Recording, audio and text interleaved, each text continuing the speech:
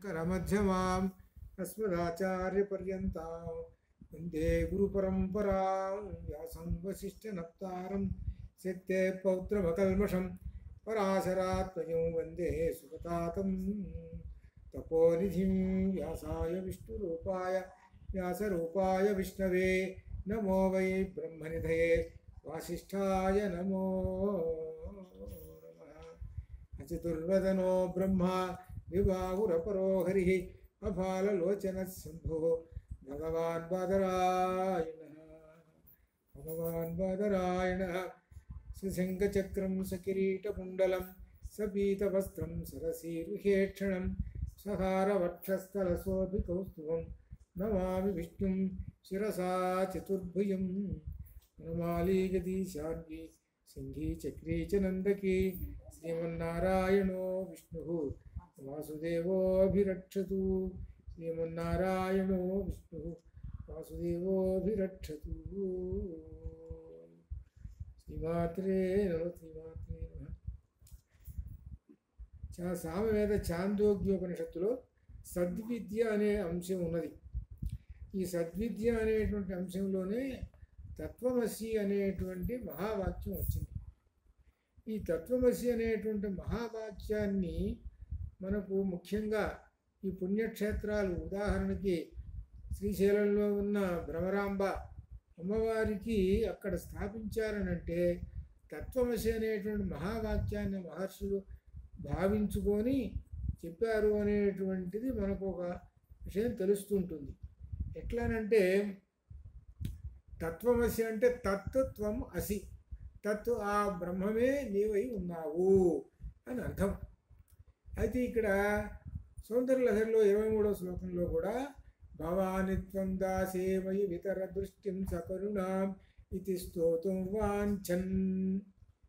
ఒక్కసారి మొట్టమొదట ఆ సాధకుడు, అమ్మ ఒక్కసారి భవానిత్వం దాసే, నీ యొక్క నేను దాసుడనమ్మా, ఒక్కసారి నా వైపున నీ యొక్క కరుణాద్ర దృష్టి చూపించు చాలు అని అంటుంటే ఆమె అన్నది, ఒరే అక్కడ దాకెందుకురా, నేనే నువ్వు తత్వమసి అని అన్నది. భవాని అనేటువంటి పదంలోనే ఆ దానిలో ఒకటి నామవాచకము, రెండోది క్రియాపదం ఉన్నది అన్నమాట భవానీలో. అందువలన భవానీ అనేటువంటిది ఏంటంటే అమ్మవారు అని, రెండోది భవానీ అంటే క్రియాపదంలో అవుదును అని అర్థం వస్తుందన్నమాట. అది ఈ విషయాన్ని ఆ శ్రీశైలంలో ఎలా నిక్షిప్తం చేశారు అని అంటే భ్రమరకీట న్యాయం అని ఉన్నది. భ్రమరకీట న్యాయం అంటే అర్థం ఏమిటి? భ్రమరం అంటే తుమ్మిద. ఆ తుమ్మిద ఒక పురుగుని తీసుకొచ్చి అది తన గూటిలో పెట్టుకొని ఝంకారనాదం చేస్తుంది కొంతకాలం. చెయ్యంగా ఆ కీటకం తన మాదిరిగానే తయారైపోతుంది. అంటే 2వ తుమ్మిద అయిపోయింది. ఇక్కడ అది భ్రమరకీట న్యాయం అని అంటారు. ఇక్కడ ఎలా అన్వయించుకోవాలి అని అంటే అర్థము, భ్రమరాంబ అంటే భ్రమర అంటే తుమ్మిద అని, అంబ అంటే తల్లి, అమ్మ అని, తుమ్మిదయే తల్లి అనగా మనం జీవాత్మ. మనకు అమ్మవారు ఆ భవానీ అమ్మవారు, ఆమె తుమ్మిద మాదిరిగా మనలో ఉన్నటువంటి ఝంకార నాదంతో మనలో ఉన్నటువంటి ఈ జీవ అనేటువంటిది అని ఏవైతే కర్మ సంబంధమైనటువంటి ఉన్నాయో వాటన్నిటినీ పోగొట్టి స్వస్వరూపము అద్వైత భావాన్ని కలుగజేసుకొని అప్పుడు నీవే నేను, నేనే నువ్వురా అనేటువంటి విషయాన్ని తెలియజేస్తుంది.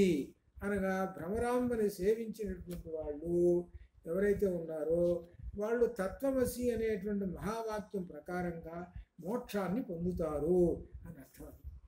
అంత విశేషాన్ని అక్కడ శక్తిపీఠంలో పెట్టారు. పెట్టి అక్కడ అమ్మవారికి పేరు ఏం పెట్టారు? భ్రమరాంబ అని పేరు పెట్టారు. అంటే తత్వమసి అనేటువంటి మహావాక్యాన్ని ఇక్కడ నిక్షిప్తం చేస్తున్నాము, సామవేద మహావాక్యాన్ని నిక్షిప్తం చేస్తున్నాము. కాబట్టి ఇక్కడ అమ్మవారిని ఎవరైతే ఉపాసిస్తారో వాళ్ళకి మోక్షం సిద్ధిస్తుంది అనే భావంతో ఏర్పాటు చేశారు. అంత విశేషం ఉన్నది అక్కడ ఉన్నటువంటి శ్రీశైలంలో ఉన్న భ్రమరాంబ. మరి అట్లయితే అయ్యవారు ఉన్నారు మల్లికార్జున స్వామి అనగా శివుడు, ఆయనకు ఉన్నటువంటి అసలు ఎవరు? శివుడు. శివుడికి అనేకమైన పేర్లు పెట్టారు. అయితే శివుడేనంటే పరమాత్మ అని అర్థం. అయితే ఇక్కడ ఈ శివుడికి ఓ పేరు పెట్టారు మల్లికార్జున స్వామి. మల్లిక అర్జున. అర్జున అనేటువంటిది వృక్షం, అర్జున వృక్షం. ఈ అర్జున వృక్షానికి మల్లె తీగ అల్లుకున్నది. అల్లుకున్నప్పుడు ఇక్కడ శోభ ఎలా వస్తున్నది? ఆ చెట్టు బాగా తెల్లగా పుష్పించి అందంగా కనపడుతూ ఉన్నది. ఇక్కడ ఏమిటి విశేషం దీనిలోనంటే కింద నుంచి తీగ పైకి వచ్చింది. ఆ పైకి తీగ రావటానికి ఆధారము ఆ వృక్షం. ఆధారం వృక్షం. ఆధారం వృక్షం కదా, చెట్టు అంతా బాకేసింది. ఆ చెట్టు మీద కొమ్మలకు అన్నీ ఎక్కడ చూసినా కానీ తెల్లటి పూలు కనపడుతున్నాయి. అనగా చూసేవాళ్ళందరికీ ఆ చెట్టు తెల్లని పూలు పూస్తున్నదిరా అని అనిపిస్తుంది. అనిపిస్తున్నది చూసేవాళ్ళందరికీ అందరికీ అందంగా కనబడుతుంది చెట్టు. అయితే ఇక్కడ విశేషం ఏమిటి అని అంటే ఆధారము ఆధేయము. ఆ మల్లె తీగకి ఆధారము వృక్షము. వృక్షం ఆధారంగా ఉంది కాబట్టే కదా పైకి పోయింది, అది లేకపోతే పోదు కదా. అట్లా మరి ఈ చెట్టు శోభించాలి అని అంటే అది ఒకరి మీద ఆధారపడి ఉండాలి. మళ్ళీ అనగా మల్లె తీగ మీద ఆధారపడి ఉంది కాబట్టి ఆ మల్లె తీగ అల్లుకున్నది కాబట్టి ఆ చెట్టుకి పేరు వచ్చింది. చివరికి ఏమన్నారు? ఆ చెట్టు బాగా పుష్పించింది, చెట్టు గొప్పది, చాలా మంచి సువాసనలు వస్తున్నాయి అని అంటున్నారు. దీనికి కారణం ఏమిటి? మూలం అంటే మల్లిక. అది మల్లె పువ్వు, మల్లిక. అందుకనే ఆ మల్లి అనేటువంటి పదం కూడా స్త్రీ పదం. అందువలన ఆ చెట్టుకి అట్లా విధంగా అనగా ఆధార ఆధేయములు అంటే శేషశేషి న్యాయము. అదే సౌందర్యలహరిలో కూడా శేషశేషి న్యాయమని చెప్పుకుంటూ వచ్చారు మన సౌందర్యలహరిలో కూడా. అందుకనే ప్రకాశ రూపము విమర్శ రూపము అని రెండు రూపాలు ఉన్నాయి. అంటే మనకి పైకి చూస్తుంటుంటే ఏమని కనపడుతుంది? అయ్యవారిని చూస్తుంటే అయ్యవారు ప్రకాశ రూపం అయ్యవారు అని అంటాం. లోపల అమ్మవారు దివ్యమైన తేజస్సుతో ఉన్నది కాబట్టి ఈ అయ్యవారు దివ్యమైన కాంతితో కనపడుతున్నారు. లోపల ఉన్నది విమర్శ రూపం. అమ్మవారిని చూస్తున్నాం, అమ్మవారు బాగా ఉన్నది, లోపల అయ్యవారు కూర్చొని ఉన్నారు. అనగా ఇద్దరికి అభేదము అని అర్థం. అది అందుకనే సౌందర్యలహరిలో ప్రారంభంలోనే శివశక్త్యాయుక్తో అని చెప్పింది. శివుడు వేరు శక్తి వేరు అలా ఉండరయ్యా, రెండు కలిసే ఉంటాయి అని చెప్పారు. రెండు కలిసి ఉన్నటువంటిది శివశక్త్యాయుక్తో. ఆ రెండు కలిసి ఉంటేనే ఈ చరాచర జగత్తు అని చెబుతున్నారు. అంత విశేషమైనటువంటి అటువంటి ఆ శివ అనగా పరమాత్మ, ఆ పరమాత్మ మనలో ఉన్నాడు. మనలో ఉన్నాడు కాబట్టి తత్తత్వం అసి అని మనకు లలితా రహస్యనామాల్లో కూడా తత్వమయి అని కూడా వచ్చింది అక్కడ.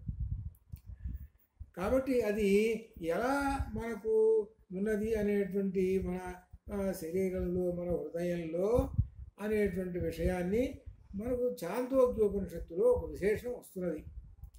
ఏమిటంటే దీనిలో విశేషం అరుణి అనేటువంటి ఆయన ఒక తండ్రి. ఎవరికి? శ్వేతకేతువుకి తండ్రి. శ్వేతకేతువేమో కుమారుడు, తండ్రి పేరేమో అరుణ. అయితే ఈ శ్వేతకేతువు చదువుకొని వచ్చాడు ఆ విన్యాశ్రమాల్లో. చదువుకొని వచ్చిన తర్వాత ఏం చదువుకున్నావురా అని అడిగాడు. తండ్రి అడిగాడు. సరే అడిగినటువంటి విషయాల్ని చెప్పాడు. నేను అయితే పరమాత్మ తత్వాన్ని గురించి తెలుసుకోలేదు అన్నాడు. ఆయన చెప్పడం మొదలుపెట్టాడు. ఈ పరమాత్మ తత్వం ఏ పరమాత్మనే సత్ అన్నారు. సత్ అనేటువంటి దీంతో చెప్పారు. అందుకనే వేదంలో ఋగ్వేదంలో ఏకం సత్విప్రాహ బహుధా వదంతి యమం ఇంద్రం అగ్నిం వరుణం మాతరిశ్వానమాహు అని చెప్పారు. ఒక్కటే సత్ అనేటువంటిది ఉన్నదయ్యా. ఆ సత్య బహురూపములలో బహుదేవతలు కానీ ఎవరైనా సరే అంత సద్రూపమే అది తెలుసుకోండి అని చెప్పారు అక్కడ ఋగ్వేదంలో ఉన్నటువంటి విషయం. ఆ విషయాన్ని ఇక్కడ ఈయన చెబుతున్నాడు అనమాట. ఆ తండ్రి అరుణ అనేటువంటి ఆయన కుమారుడు శ్వేతకేతువుకి చెప్తూ ఉన్నాడు. ఇక ఎక్కడి నుంచి ప్రారంభించాడో చూడండి. మృత్పిండేన సర్వం మృణ్మయం విజ్ఞాతం స్యాత్. మృత్పిండేన మట్టి ముద్ద, ఆ మట్టి ముద్ద చేత సర్వం మృణ్మయం సమస్తమైనటువంటి మట్టి పాత్రలను తయారు చేస్తుంటారు. ఆ తయారు చేసే విజ్ఞానము తెలుసుకో అని చెప్పి అనగా అనేకమైన మట్టి పాత్రలు వస్తున్నాయి. ఆ మట్టి పాత్రలన్నీ కూడా మృత్పిండము దీంతో వస్తున్నాయి, వచ్చినాయి. ఆ విధంగా అనేక వస్తువులు వచ్చినాయి బయటికి ఆ పిండంతో, ఆ మట్టి ముద్దతోటి వచ్చినాయి. అయితే వాచారంభణం వికారో నామధేయం. వాచారంభం వికారో నామధేయం. ఆ వికారం మట్టి నుంచి వచ్చినట్టు వికారాలు ఇవన్నీ. అనేక వస్తువులు వాడు ఆ కులాలుడు ఒక 20 వస్తువులు తయారు చేసి అక్కడ పెట్టాడు. పెట్టి ఒక వస్తువుకి రూపం భేదం ఉంది. ఈ వస్తువు ఉన్నట్టు ఆ వస్తువు లేదు, ఆ వస్తువు ఉన్నట్టు ఈ వస్తువు. అట్లనే ఆ పేర్లు కూడా రకరకాల పేర్లు పెట్టేసేసాడు. కుండలు అన్నాడు, బాణలు అన్నాడు, పిడకలు అన్నాడు, రకరకాల పేర్లు పెట్టేసేసాడు. ఆ పేర్లు పెట్టేసేసాడు. ఇది అని వస్తువులు అని చెప్పాడు. తర్వాత అన్నీ చూశాం. దీనికి అన్నిటికీ మూలం ఏముందయ్యా? మృత్తికేన సత్యం. సత్యం ఏమిటయ్యా ఇవన్నీ రావటానికి? ఈ పేరు వచ్చింది దీనికి, ఇది వస్తువు వచ్చింది, దీనికి మూలం ఏమిటో ఆ సత్యం చెప్పు అంటే మృత్తికేనా, మట్టి చేత వచ్చినది. ఆ మట్టి వలననే ఈ రూపం వచ్చింది, ఈ నామం కూడా వచ్చింది. వాచారంభణం ఆ మట్టి ముద్ద మూలం. అలానే బ్రహ్మము కూడా అని చెబుతున్నాడు. అందుకని కార్యము కారణము అని రెండు ఉన్నాయి. కార్యం అంటే వస్తువు, ఆ కుండ. కారణం అంటే తయారు చేసేటువంటి వాడు కారణం. ఆ విధంగానే మనం సువర్ణం, బంగారం ఉన్నది, దానికి రకరకాల వస్తువులు తయారు చేస్తుంటాడు. అలానే ఇనుము ఉన్నది, ఇనుముతోటి ఖడ్గాలు తయారు చేస్తాడనే పాత్రలు రకరకాలు చేస్తుంటాడు. ఇట్లా ఉదాహరణకు అనమాట ఇది అన్నమాట. అదనమాట. కాబట్టి సత్ అనేటువంటిదే మూలం. మనకు మట్టి ముద్ద ఎలా అయితే మూలమో అలానే ఈ చరాచర జగత్తుకి సత్ అనేది మూలము అని చెబుతున్నాడు.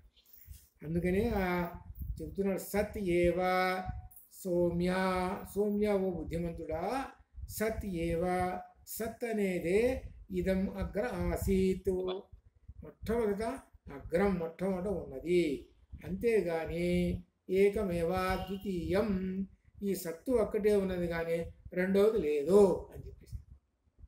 మొట్టమొదట సత్తు మాత్రమే ఉన్నది, అంతేగాని రెండో వస్తువు అసలు లేనే లేదు, ఒక్కటే ఉన్నది. ఆ ఒక్కటే సత్. ఆ సత్తుని గురించే చెప్పడం దీనిలో విశేషమైనటువంటిది, దీనిలో చెబుతున్నాడు. కాబట్టి రెండోది లేదు, మొట్టమొదట. అయితే ఇక్కడ మొట్టమొదట అసత్ అనేది ఉన్నది. అంటే అసత్ అంటే శూన్యం. శూన్యంలో సత్తు వచ్చినది, శూన్యంలో నుంచే సత్తు వచ్చినది, రెండోది రాలేదు. ఆ సత్తు నుంచే అన్ని చరాచర జగత్తంతా వచ్చింది. ముందు ఖాళీ డబ్బా అనుకుందాం. ఖాళీ డబ్బా, దానిలో ఏమీ లేవు. చూసాం ఆ డబ్బా, ఏం లేవురా అన్నాం. తర్వాత మళ్ళీ చూసాం, తర్వాత ఏదో పెట్టేశాడు, దానిలో ఏదో ఒక వస్తువు, ఒక పండు ఏదో పెట్టేశాడు. అరే దీనిలో పండు ఉందే, ఖాళీ డబ్బా లేదు, ఎంత ఉంది? ఒక్కటే పండు ఉంది దానిలో. అనగా అసత్తులో నుంచి సత్తు వచ్చేసింది. ఆ సత్తే మొత్తం ఈ చరాచర జగత్తుని పుట్టించేసింది. అసత్ అంటే ఏమిటి? శూన్యము అని అర్థం అనమాట. ఆ శూన్యంలో నుంచే సత్తు వచ్చింది అని చెబుతున్నాడు. రెండవది రాలేదు అని చెబుతున్నాడు. అదనమాట. అట్లా ఆ సత్తులోంచి వచ్చినటువంటిది ఏమిటి?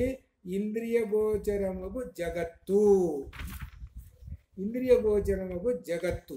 ఇంద్రియ గోచరం అంటే మనకు ఇంద్రియాలు ఉన్నాయి, కళ్ళు ఉన్నాయి, కళ్ళు చూస్తూ ఉన్నాయి, చూసి మొత్తం ప్రపంచాన్ని మొత్తం చెప్పేస్తుంటాయి. ఇదిగో ఈ వృక్షాలు అన్నాయి, ఆకాశం అన్నాడు, సూర్యుడు అన్నాడు, ఈ విధంగా చెప్పేస్తుంటాడు. ఇదంతా చరాచర జగత్తు, ఇదంతా ఇట్లా వచ్చేసేసింది.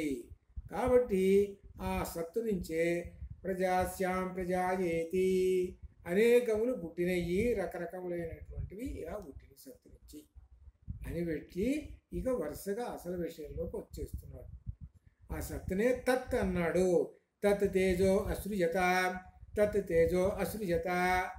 తత్ ఆ సత్తు నుంచే అసృజత అనగా సృష్టింపబడినది. ఏమిటి? తేజ. తేజ అంటే తేజస్సు అనగా అగ్ని. అగ్ని వచ్చింది మొట్టమొదట. అగ్ని వచ్చింది, ఆ తేజస్సు నుండి అగ్ని వచ్చింది. ఆ అగ్ని నుండి ఏమొచ్చింది అంటే నీళ్ళు వచ్చినవి. నీళ్ళు అంటే ఆపహ, ఆపహ వచ్చినాయి. మరి ఆపహ నుంచి ఏమొచ్చినాయి? భూమి వచ్చింది అని చెప్పారు. సరే భూమి వచ్చిందండి, తర్వాత మరి చరాచర జగత్తు వచ్చిందని పైన చెబుతున్నావు కదా, మరి ఏమేమి వచ్చినాయి అని అంటే ఈ చరాచర జగత్తులో అండజములు ఒకటి, జీవజలములు ఒకటి, ఉద్బీజములు ఒకటి, 3 రకములైనటువంటి పుట్టుకలు వచ్చినాయి. వీటి నుంచి ఆపహ భూమి నుంచి 3 రకాలు వచ్చినాయి. ఒకటి అండజములు. అండజములు అంటే గుడ్డు, గుడ్డు నుంచి పుట్టేది. అంటే మనకు చూస్తున్నాం కదా, గుడ్డు వస్తుంది, దాని నుంచి పక్షులు ఇట్లా వస్తుంటాయి. అలానే జీవజలం, జీవులు అంటే పశువులు. పశువులు కానీ మనుషులు కానీ వీళ్ళందరూ కూడా ఆ జీవం నుంచి మళ్ళీ వస్తాయి. ఒక పశువు నుంచి మళ్ళీ ఇంకో పశువు నుంచి ఇట్లా, అదొక రకం, అది రెండో రకం. ఇక మూడో రకం ఉద్బీజములు. ఉద్బీజములు అని అంటే భూమి నుంచి మొలకెత్తేటువంటివి, భూమి నుంచి వచ్చేటువంటివి అన్నమాట ఉద్బీజములు. ఇట్లా 3 రకములైన పుట్టుకలు ఉన్నాయి.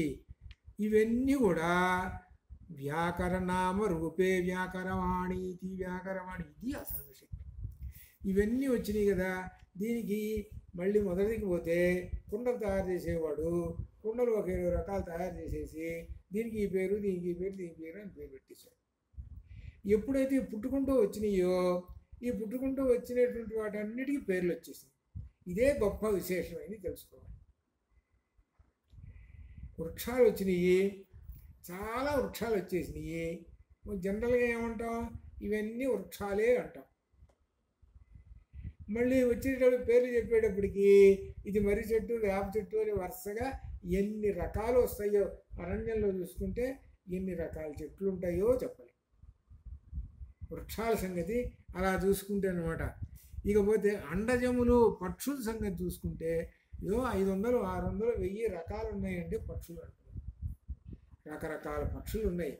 పక్షులని అంటాం జనరల్గా, కానీ ఒకదానికి భేదం ఉంటుంది, ఒకదాని పేరు కూడా మారుతుంది. ఇదే మనకు తెలుసుకోవాల్సినటువంటి సృష్టిలో ఉన్నటువంటి గొప్ప విశేషం. అందుకని వాచారంభణం అది. అలానే జీవజాలములు అనగా పశువులు, ఈ మనుషులు ఇట్లా ఉద్బీజములు భూమిలోంచి పుట్టుకుంటూ వచ్చేవి. తర్వాత ఇవన్నీ నామరూపే వ్యాకరణే. నామము రూపము వ్యాకరించబడి ఉన్నటువంటివి అని సత్ దేవత అనేటువంటి దేవత, సత్ అనేటువంటి ఆ పరమాత్మ అగ్ని, జలములు, పృథివీ అనే దేవతను సృష్టించి వాటి నుండి 3 చొప్పున సృష్టించారు. ఇదే త్రివృత్కరణము అంటారు. 3 సృష్టించారు. అనగా సత్ అనే దేవత నుంచి అగ్ని వచ్చింది, అగ్ని నుంచి జలాలు వచ్చినాయి, జలాల నుంచి భూమి వచ్చింది అని చెబుతున్నారు. ఇవన్నీ ఏమిటి? అగ్ని, జలములు, పృథివీ అనేటువంటివి దేవతలు అని అర్థం. ఇవి దేవతలు. ఈ దేవతలను 3 నుంచి వచ్చి 3 రకాలుగా వచ్చేసినాయి. అవేమిటో వివరంగా చెబుతున్నాడు. దీన్నే త్రివృత్కరణము అని పేరు పెట్టేశాడు. త్రివృత్కరణం. ఈ త్రివృత్కరణంలో ఏం చెబుతున్నాడంటే అగ్నిలోని ఎరుపు, అగ్ని చూస్తాము మనం, అగ్నిలో ఎరుపు ఎర్రంగా కనబడేటువంటి దానిని కేవలం అగ్ని అంటాము. అలానే అగ్నిలో ఇంకొక రంగు ఉన్నది, తెలుపు ఉంది. ఆ తెలుపుని ఏమంటాం? జలములు అంటాం. అగ్నిలో నలుపు ఉన్నది, అది భూమి. అనగా అగ్నిలో నుంచి నీళ్లు పుట్టినవి, నీళ్లలో నుంచి భూమి పుట్టింది అని ఈ విధంగా చెబుతున్నాం కదా. అది ఎలా చెబుతున్నామంటే అగ్నిలోనే ఇవి మిళితమై ఉన్నాయి. ఈ మిళితం ఉన్నటువంటివి విడివడి వచ్చేసినాయి. అయితే ఇక్కడ ఒక విశేషం ఉంది. అగ్ని అనేటప్పటికీ మనం రోజు నిత్యం చూసేటువంటి అగ్ని అని అనుకుంటాం, అది మాత్రం కాదు. ఈ అగ్ని అనేటువంటిది దేవత, ఒక దేవత సత్తు నుంచి వచ్చినటువంటి ఒక దేవత, అగ్ని రూపమైన ఒక దేవత. ఆ అగ్ని నుంచి వచ్చినటువంటిది ఒక విశేషమైనటువంటిది అంతే. అందుకని ఇక్కడ చెబుతున్నాడు, అగ్నిలో ఉన్న ఎరుపు అగ్నిగా బయటకు వచ్చేసింది, అలానే తెలుపు నీళ్లుగా బయటకు వచ్చేసాయి, తర్వాత భూమిగా బయటకు వచ్చేసాయి. ఇవి కనపడుతుంటాయి మనకి, అగ్ని జలములు భూమి కనపడుతుంటాయి. ఈ మూడింటికి మూలమైనటువంటి అగ్ని ఉన్నదే తత్తేజో అసూయత, ఆ అగ్ని ఉన్నది, ఆ అగ్ని దేవత నుంచే వచ్చింది. అలాగే సూర్యుడు, చంద్రుడు, అలానే విద్యుత్తు ఈ విధంగా వచ్చినాయి. ఏది ఆ మూడు ఆ విధంగానే అగ్నిలో నుంచి వచ్చినాయి. అలానే ఒక్కొక్క దానిలో 3 వర్ణములు అనగా అగ్ని జలములు పృథివీ ఉన్నాయి. కాబట్టి ఈ 3 దేవతలు మానవుని పొంది శిరస్సు చేతులు, అనగా అర్థం ఏంటి? ఈ అగ్ని, నీళ్లు, భూమి ఈ 3 కూడా ఆ మానవునికి పొందాయి, ఆ మానవుని సృష్టించాయి. ఆ సృష్టించి ఆ మానవుడికి శిరస్సు, చేతులు, పాదాలు, ఇంద్రియాలతో రూపం ఏర్పడ్డాయి. అయితే ఇక్కడ ఒక విశేషం ఏంటంటే, మనకు తైత్తీరోపనిషత్తులో ఆత్మన ఆకాశ సంభూత ఆకాశాత్ వాయోరగ్ని ఆపక్ పృథివీ అని వచ్చింది అక్కడ. మరి అట్లయితే అవన్నీ చెప్పలేదు కదండి, ఇక్కడ చెప్పారనంటే ఇక్కడ ఏమనుకోమని చెబుతున్నాడంటే, అది అంతవరకు చెప్పాడు బాగానే ఉంది, దాన్ని కలుపుకోమని మనకు చెప్పాడు అని మనకు దానిలో వచ్చింది అనమాట. దీనికి బ్రహ్మసూత్రాల్లో వచ్చినాయి అనమాట. అంతేగాని పరస్పర విరోధం కాదు, అవిరోధాధ్యాయంలో వచ్చి చెప్పాడు ఎట్లా అనమాట. కాబట్టి 5 పంచభూతాల నుంచి ఈ మనిషి వచ్చాడు అని చెప్తున్నాడు. ఈ మనిషి వచ్చాడు అని అంటే ఎలా వచ్చాడంటే, పంచభూతాలు అంటే ఆకాశమేమో చెవులైని, ఆకాశము, వాయువేమో చర్మమైపోయింది, ఆకాశాత్ వాయో అగ్ని, అగ్ని ఏమో కళ్ళ శక్తి అయింది, అగ్నేరాపహ ఆపహ జలములేమో నాలుగైనవి, పృథివీ ఏమో నాసికైంది. ఇలా వచ్చింది. దాన్ని యోగపరంగా కూడా ఏం చెప్పారనమాట, ఈ 5 కూడా కింద నుంచి పైకి చెప్పుకుంటూ వచ్చారు. కింద నుంచి పైకి అంటే పృథివీ పైన నీళ్లు, నీళ్ల పైన అగ్ని, అగ్ని పైన వాయువు, వాయువు పైన ఆకాశం, కింద నుంచి వరుసగా వచ్చేసేసారు. కింద నుంచి అంటే భూమి ఉంది, ఆ భూమి దగ్గర వచ్చేసరికి మూలాధార చక్రం చెప్పుకుంటూ వచ్చేసారు. మూలాధార చక్రం చెప్పుకుంటూ వరుసగా వచ్చేసేసారు. 5 దాకా వచ్చేసాడు. 5వది ఏంటంటే మన చివరి ఆకాశం. ఆకాశం దగ్గరకు వచ్చేసేసి కంఠం దగ్గర ఉన్నటువంటి విశేషమైనటువంటిది విశుద్ధి చక్రం చెప్పాడు. మరి 6వది చివరికి వచ్చిన మనస్సు దగ్గర వచ్చేసి ఆజ్ఞా చక్రం చెప్పేశాడు. మొత్తం 6 షట్చక్రాలు చెప్పేసేసాడు. ఇలా అనగా అర్థం ఏంటి, ఈ పంచభూతాలు మనలో ఉన్నాయి, అది తెలుసుకోండిరా అని చెబుతున్నాడు. పంచభూతాలు మనలోనే ఉన్నాయి, ఆ పంచభూతాలతో ఉన్నటువంటిది శరీరము, అది తెలుసుకోండి అని చెప్పాడు. అటువంటి ఆ శరీరంలో సత్ అనేటువంటిది ఉన్నది, అది కనుక్కోండి అని చెబుతూ ఇక వరుసగా వస్తున్నది. ఇకపోతే ఈ మానవుడు తయారయ్యాడు. తయారైన తర్వాత వీడు తినిన అన్నమును 3 విధములుగా విడగొడుతుంటుంది. త్రివృత్కారణం కదా, అన్నం తిన్నాడు. ఆ తిన్నటువంటి అన్నము స్థూల పదార్థము మలముగా వెళ్ళిపోతుంటుంది. స్థూల పదార్థం తర్వాత ఆ తినేటువంటి ఆహార పదార్థం మధ్యమం, దానిలో కొంత మధ్యమ స్థానం అనగా ఒక రసంలాగా ముఖ్యమైన ఇంపార్టెంట్, అదేమో మాంస రూపంలో వెళ్ళిపోతుంది. అనగా శరీరానికి కండలు పెడుతుంటే చూడండి, బాగా తిన్నాడండి, బాగా బలిశాడండి అంటారు. మనం ఎక్కువగా చూస్తుంటాం. బాగా తిండి తిన్నాడు అనుకోండి, వాడు బలిశాడు కొంతకాలానికి అనమాట, 2 నెలలకు 3 నెలలు, ఓహో మంచి తిండి తిన్నాడు అని అనుకుంటాం. అట్లా అన్నాడు. తర్వాత ఆ తినేటువంటి ఆహార పదార్థంలో సూక్ష్మము ఉంటుంది. సూక్ష్మం అంటే అణుమాత్రము అని అర్థం. అది అణువు అంటే కంటికే కనపడదు అసలు అంత. ఇది ఆ అణుమాత్రమైనటువంటిది మనస్సుకు వెళ్ళిపోతుంది అని అర్థం. ఇదే ప్రధానమైనటువంటి, ఇదే జనమందరూ తెలుసుకోవాల్సినటువంటి అసలు విషయం. తినే ఆహార పదార్థంలో ఏవైతే నీకు త్రిగుణములతోటి సంబంధం ఉన్నాయి తింటావో, ఉదాహరణకి తమో గుణానికి సంబంధించి నీకు తిన్నావు అనుకో ఆహారం, తింటే ఏమవుతుంది, ఈ మనస్సుకి తమో గుణం వెళ్ళిపోతుంది. తమో గుణం వెళ్ళిపోయి ఆ మనస్సు ఏం చేస్తుంది, బుద్ధిలో లయమైపోయి చేసే పనులన్నీ ఏదో పనులు చేస్తారు. అక్కడి నుంచి ఇక అన్నీ వరుసగా మాట్లాడటం దగ్గర నుంచి అన్నీ తమో గుణం అనగా, ఎందుకు తమస్సు అంటేనే చీకటి, ఆ చీకటి అంటే అజ్ఞానము. ఇది ఎవరికి ఉంటుంది, రాక్షసులకు ఉంటుంది. ఇది అర్థం. తమో గుణులు ఎవరు, రాక్షసులు. రాక్షస స్వభావంలో వెళ్ళిపోతారు. కాబట్టి నువ్వు తినే పదార్థం కూడా జాగ్రత్తగా చూసుకొని తినాలి. అనగా దీనిలో విశేషం ఏమిటి, మరి అట్టయితే తినకూడదండి, మరి ఎట్లా అనంటే, కొంతమంది ఉంటారు, సైన్యం ఉంటుంది, వాళ్ళకి తమో గుణం కావాలి. పోలీసులు ఉంటారు, వాళ్ళకి తమో గుణం కావాలి. ఎందుకనగా తమో గుణం ఉంటేనే వాళ్ళు యుద్ధం చేయగలుగుతారు. తమో గుణం ఉంటేనే ఈ పోలీసులు వాడిని పట్టుకొచ్చి రెండు తన్ని అవతల పడేస్తారు. తమో గుణం లేకుండా దయాగుణం ఉందనుకోండి, వాడు సైనికుడు కాలేడు, అటు వాడు పోలీసు కాలేడు.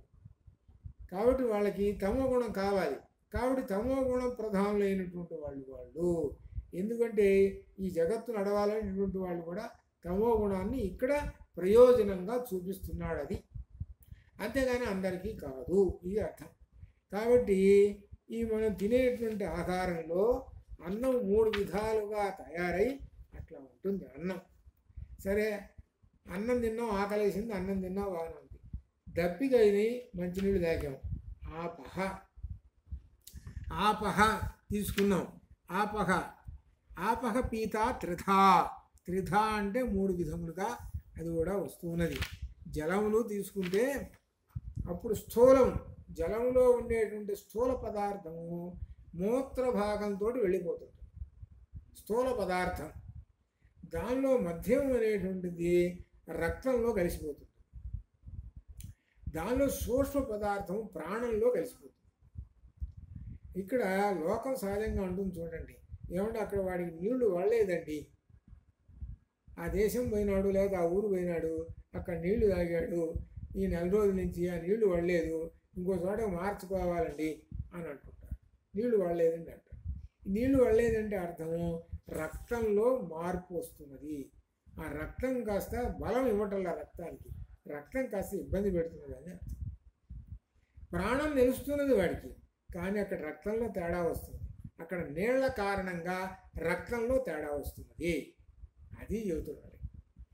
కాబట్టి ఈ నీళ్లు తాగితే 3 విధములుగా ఉంటుంది. ఆపహ నీళ్ళల్లో కూడా 3 శక్తులు ఉన్నాయి అని చెబుతున్నాడు. అది ఇకపోతే అట్లనే నెయ్యి, ఘృతం నెయ్యి తప్పనిసరిగా తీసుకుంటుంటాం. ఈ నెయ్యి అనేటువంటిది ఏంటంటే సహజంగా ఆవు నెయ్యి కిందనే లెక్క. వేదాల్లో చెప్పినా ఎక్కడైనా సరే ఆవు నెయ్యి అని అర్థం. అది ఆ ఆవు నెయ్యి ఏమిటంటే, నెయ్యి తింటున్నాడు. ఒకటి, నెయ్యి తింటే దీనిలో ఏమొస్తుంది అంటే, దీనిలో ఎముక బలం. 2, ఎముక మధ్యలో మూలుగు అనే పదార్థం ఉంటుంది. ఒక రకంగా చెప్పాలి చేవ అని అర్థం. ఇప్పుడు మనం కట్టెలు ఉంటాయి కదా, దూలాలు, వాటికి మధ్యలో చేవగా ఉంటుంది, అది బాగా బలంగా ఉంటుంది. అది దానికి బలం అదే అనమాట. అట్లనే మన శరీరంలో ఎముకలు ఉన్నాయి. ఆ ఎముకల మధ్యలో ఒక శక్తి ఉంటుంది. ఆ శక్తి ఉన్నంత కాలము ఎముకలు నిఠారుగా ఉండి వీడు హాయిగా బాగా వంగకుండా వార్ధక్యం రాకుండా ఉంటాడు. అది దీనిలో ఉన్న విశేషం. ఆ ఎముకలు బలంగా ఉండాలన్నమాట. బలంగా ఉండాలంటే ఆ ఎముకలో ఉన్నటువంటి మూలుగు శక్తివంతం అయి ఉండాలి. అది కాబట్టి ఆ ఎముకలో అట్లనే ఇంకొక 3వ విషయం, ఒక్కొక్క దానికి 3 విషయాలు వస్తున్నాయి. ఏమిటంటే వాక్కు అని అర్థం. వాక్కు మాట కూడా చక్కగా ఇప్పుడు వేదాలు చదువుతుంటారండి. ఆ వేదాలు కొంతమంది 1 గంట సేపు మొదలుపెట్టి చదువుతుంటారు. ఒక గంట సేపు మొదలు పెట్టారనుకోండి, వేదం అంటే ఉదాత్త అనుదాత్త స్వరితములతోటి వేదం చదువుతూ ఉండాలి. ఆ వేదం చదువుతూ ఉంటుంటే లోపల నుంచి రావాలి. లోపల నుంచి రావాలంటే కొంత శక్తి కావాలి. ఆ శక్తిని, ఆ వాక్కు బయటకు వస్తుంది కదా, ఆ శక్తిని ఇస్తుంది. అందుకనే బ్రాహ్మణులు నెయ్యి ఎక్కువ తాగుతారు, నెయ్యి ఎక్కువ తింటారు అనేటువంటిది లోకంలోకి వచ్చింది. అందుకనే ఒక కారణం ఉన్నది. ఒక సూక్తి చెబుతారు, రుణం కృత్వా ఘృతం పిబేతు. రుణం కృత్వా, అప్పు చేసైనా సరే నెయ్యి తాగు అని చెప్పేశారు. ఎందుకంటే బ్రాహ్మణుడికి ఆయన ఎప్పుడు మంత్రాలు చదువుతుంటాడు కాబట్టి ఆ మంత్రాలు చదవడానికి ఈ శక్తి లోపల నుంచి రావాలి. రావాలి అని అంటే నెయ్యి పడుతుండాలి అని అర్థం. అదేనమాట. అట్లా కాబట్టి ఇక్కడ ఏమొస్తుంది అనమాట, దీనిలో మనకు నెయ్యి ఇప్పుడు వరుసగా వస్తున్నది. అన్నము, నీళ్లు, నెయ్యి ఇంతవరకు వచ్చిందనమాట. ఈ గనక ఉంటే మనం శుభ్రంగా మనం లోకంలో తిరుగుతున్నాం. మన శరీరం నడుస్తున్నది. ఆకలేసినప్పుడు అన్నం, దప్పికైనప్పుడు నెయ్యి, ఇది మంచినీళ్ళు. అలానే అన్నంలో నెయ్యి వేసుకోవాలి అని చెబుతున్నాడు. అందుకనే చాలా చోట్ల వడ్డనలలో అన్నీ వడ్డిస్తారండి. నెయ్యి లాస్ట్ను వడ్డిస్తారు. నెయ్యి వడ్డిస్తేనే అప్పుడు మొదలుపెడతారు. నెయ్యి వడ్డించలేదనుకోండి, ఇంకా ఏవో ఉన్నాయి పదార్థాలు తెస్తున్నారు అని అనుకుంటారు. నెయ్యి వడ్డించిన తర్వాత కానివ్వండి అని అంటారు. ఇది దీనిలో ఉన్నటువంటి విషయం అనమాట. ఇది గొప్ప విశేషం. అట్లా అనమాట ఇది. కాబట్టి దీనిలో అన్న వికారము మనస్సు. అన్నం నుంచి వచ్చేదే మనకు మనస్సు. మనకు మంచి మనస్సు, నిర్మలమైన మనస్సు ఎక్కడి నుంచి వస్తుంది? అన్నంలో నుంచే వస్తుంది. అలానే ప్రాణశక్తి జల వికారము అనగా, జలం అంటే నీళ్లు. నీళ్లు మంచి నీళ్లు తాగామండి, దాని నుంచి ప్రాణశక్తి వస్తుంది. ఏదో కలుషితమైన నీళ్లు ఏవో రకరకాలు ఉన్నాయి కదా, అవి తాగామనుకోండి ప్రాణశక్తి తగ్గిపోతుంది. ఇదేమిటానంటో జబ్బులు పడతారు రకరకాలైంది. ఇకపోతే వాక్కు ఎలా వస్తుందంటే నెయ్యి, ధాతువు అనగా నెయ్యిని ఇంకొక మాట ఏమంటారు? ధాతువు అంటారు. నెయ్యికి ఇంకొక పేరు ధాతువు అని అంటారు. అట్లా అనమాట. ఇట్లా ఈ విధంగా ఈ శరీరాన్ని పోషిస్తూ ఉంటుంటారు అని చెప్పి, తిన్నటువంటి అన్నంలో నేటి సూక్ష్మము అనేటువంటి చూసావు, అది మనసు వెళ్ళిపోతుంది అని చెబుతున్నాడు. ఇంకా దీనిలో ఎలా ఉదాహరణలు చెబుతున్నాడు అయ్యానంటే, పెరుగుని చిలిగితే వెన్న వచ్చింది, వెన్న నుంచి నెయ్యి వచ్చేసింది, అలానే ఈ విధంగా వరుసగా వస్తున్నాయి, అట్లనే మనం తిన్నటువంటివి అని చెప్పారు. కాబట్టి సూక్ష్మం మనస్సుకు వెళ్ళిపోతుంది అని అర్థం చెబుతూ, ఇవన్నీ ఎలా వెళ్ళిపోతుంటాయి అనేటువంటి ప్రశ్నకు వచ్చేసి, సరే ఈ విధంగా చెప్పారండి, మరి తిన్నటువంటి అన్నంలో నుంచి మనస్సు వెళ్ళిపోతుంది అని అంటే ఎలా వెళుతాయి అనేటువంటి దానికి దీనిలో ఏమొచ్చిందనంటే, ఇప్పుడు పెరుగు మనం వేసేసి కవ్వం పెట్టి చిలుకుతాం, చిలిగితే వెన్నపూస వస్తుంటుంది. ఇట్లా అది ఎట్లా మరి వస్తున్నది అంటే, మన శరీరంలో ఉదరంలో పొట్టలో ఏమున్నది? ఉదరంలో అగ్ని కవ్వము వలె జఠరాగ్ని ఉన్నది. అదే అహం వైశ్వానరో భూత్వా అని వచ్చింది. అహం వైశ్వానరో భూత్వా ప్రాణినాం దేహమాశ్రితః ప్రాణాపాన సమాయుక్త పచామ్యన్నం చతుర్విధం అని చోష్య. ఈ 4 రకములైనటువంటి ఆ శరీర పదార్థాలు మన శరీరం, మన పొట్టలో వెళ్ళిపోయినప్పుడు లోపల అగ్నిదేవుడు కవ్వం మాదిరి చిలికేసేస్తాడు. చిలికేసేసి అన్నీ దానితో సూక్ష్మ పదార్థాలు అంటే మజ్జిగ తీస్తాడు, అటుపక్క నుంచి ఇటుపక్క నుంచి వెన్నపూస తీస్తాడు. అటు మజ్జిగ వెన్నపూస 2 తీసేస్తాడు. తీసేసినప్పుడు అప్పుడు ఏమవుతుంది? పెరుగు లేదు, దానిలోంచి తీసేస్తాడు. అట్లనే మనం తిన్న అన్నంలో నుంచి ఆ వైశ్వానరుడు చిలికేసేసి ఏ భాగానికి ఆ భాగం చేసి ఆ వాటికి పంపేసేస్తాడు. వాటికి ఆ డ్యూటీ ఆయన డ్యూటీ అది, ఆ పని చేసేస్తాడు అట్లా. కాబట్టి ఉదరంలో అగ్ని కవ్వం వలె పనిచేస్తూ ఉంటుంటుంది అని చెప్పాడు అనమాట. అది తెలుసుకోండి అని చెబుతున్నాడు అనమాట. దీనిలో విశేషం చెబుతూ ఇంకా విశేషం ఏం చెబుతున్నాడంటే, ఇంకా దీనిలో ఉన్నటువంటిది ఇక షోడశ కళహ అనగా ఈ మనిషి అన్నం తిన్నాడు, ఇగో ఇలా జీవిస్తున్నాడు మనిషి అనేటువంటి విషయం తెలిసింది. అటువంటి ఆయనట ఈ మనిషి షోడశ కళహ 16 కళలతోటి ఉన్నటువంటి వాడు ఈ మనిషి, కళల ప్రపూర్ణుడు. ఈ 16 కళలు ఏమిటి అంటే దీనిలో మనకు దీనిలో కూడా వచ్చింది, మనకు ఒక ఉపనిషత్తులో కూడా వచ్చింది 16 కళలతోటి ఉన్నటువంటి వాడు. ఇక్కడ 16 కళలు అంటే చంద్రుడికున్న 16 కళలు అనే భావం కాదు, 16 విధములైనటువంటి కూడా ఉన్నాయని చెబుతాడు. అది దీనిలో మధ్యలో రాలేదు, అది విడిగా ప్రత్యేకంగా చెప్పుకుంటాం అనమాట. అయిన తర్వాత ఇక వరుస దీనిలోకి సత్తులోకి వెళ్ళిపోతున్నాం. ఇదం సర్వం తత్ సత్యం స ఆత్మ, ఈ సర్వము ఈ సత్యే అని ఆత్మస్వరూపము. ఇక తండ్రి కొడుకులు చెప్పుకుంటున్నారు. ఇప్పుడు దాకా చెప్పుకొని ఏం చెబుతున్నాడంటే, ఇలా మానవుడు ఆ తిన్న పదార్థాలని చెప్పుకుంటూ వచ్చి ఇదం సర్వం తత్ సత్యం స ఆత్మ, ఈ సర్వము కూడా ఈ సత్యే, అది ఆత్మస్వరూపము అని శ్వేతకేతువుకి చెబుతూ అది నీవే అయ్యున్నావు తత్వమసి అని చెబుతున్నాడు. అనగా ఇప్పుడు చెప్పినటువంటిది ఏమిటనమాట, ఈ సర్వము మొత్తం అనేటువంటిది కూడా తత్వమసి అని చెబుతున్నాడు. అనగా ఆ పురుషుడు ఉన్నాడు, ఆ పురుషుడిని ఏమన్నావు, సత్ అన్నావు. ఆ సత్ ఎవరు, తత్వమసి. ఆ పురుషుల్లో ఉండేటువంటిది ఆ సత్తు. ఆ సత్తు వలననే ఇవన్నీ జరుగుతున్నాయి. లోపల సత్తు ఉన్నది కాబట్టే ఇగో ఈ త్రివృత్కరణం జరిగింది. సత్తు ఉన్నది కాబట్టి త్రివృత్కరణం జరిగింది. సత్తు లేకపోతే త్రివృత్కరణం ఏం జరగదు.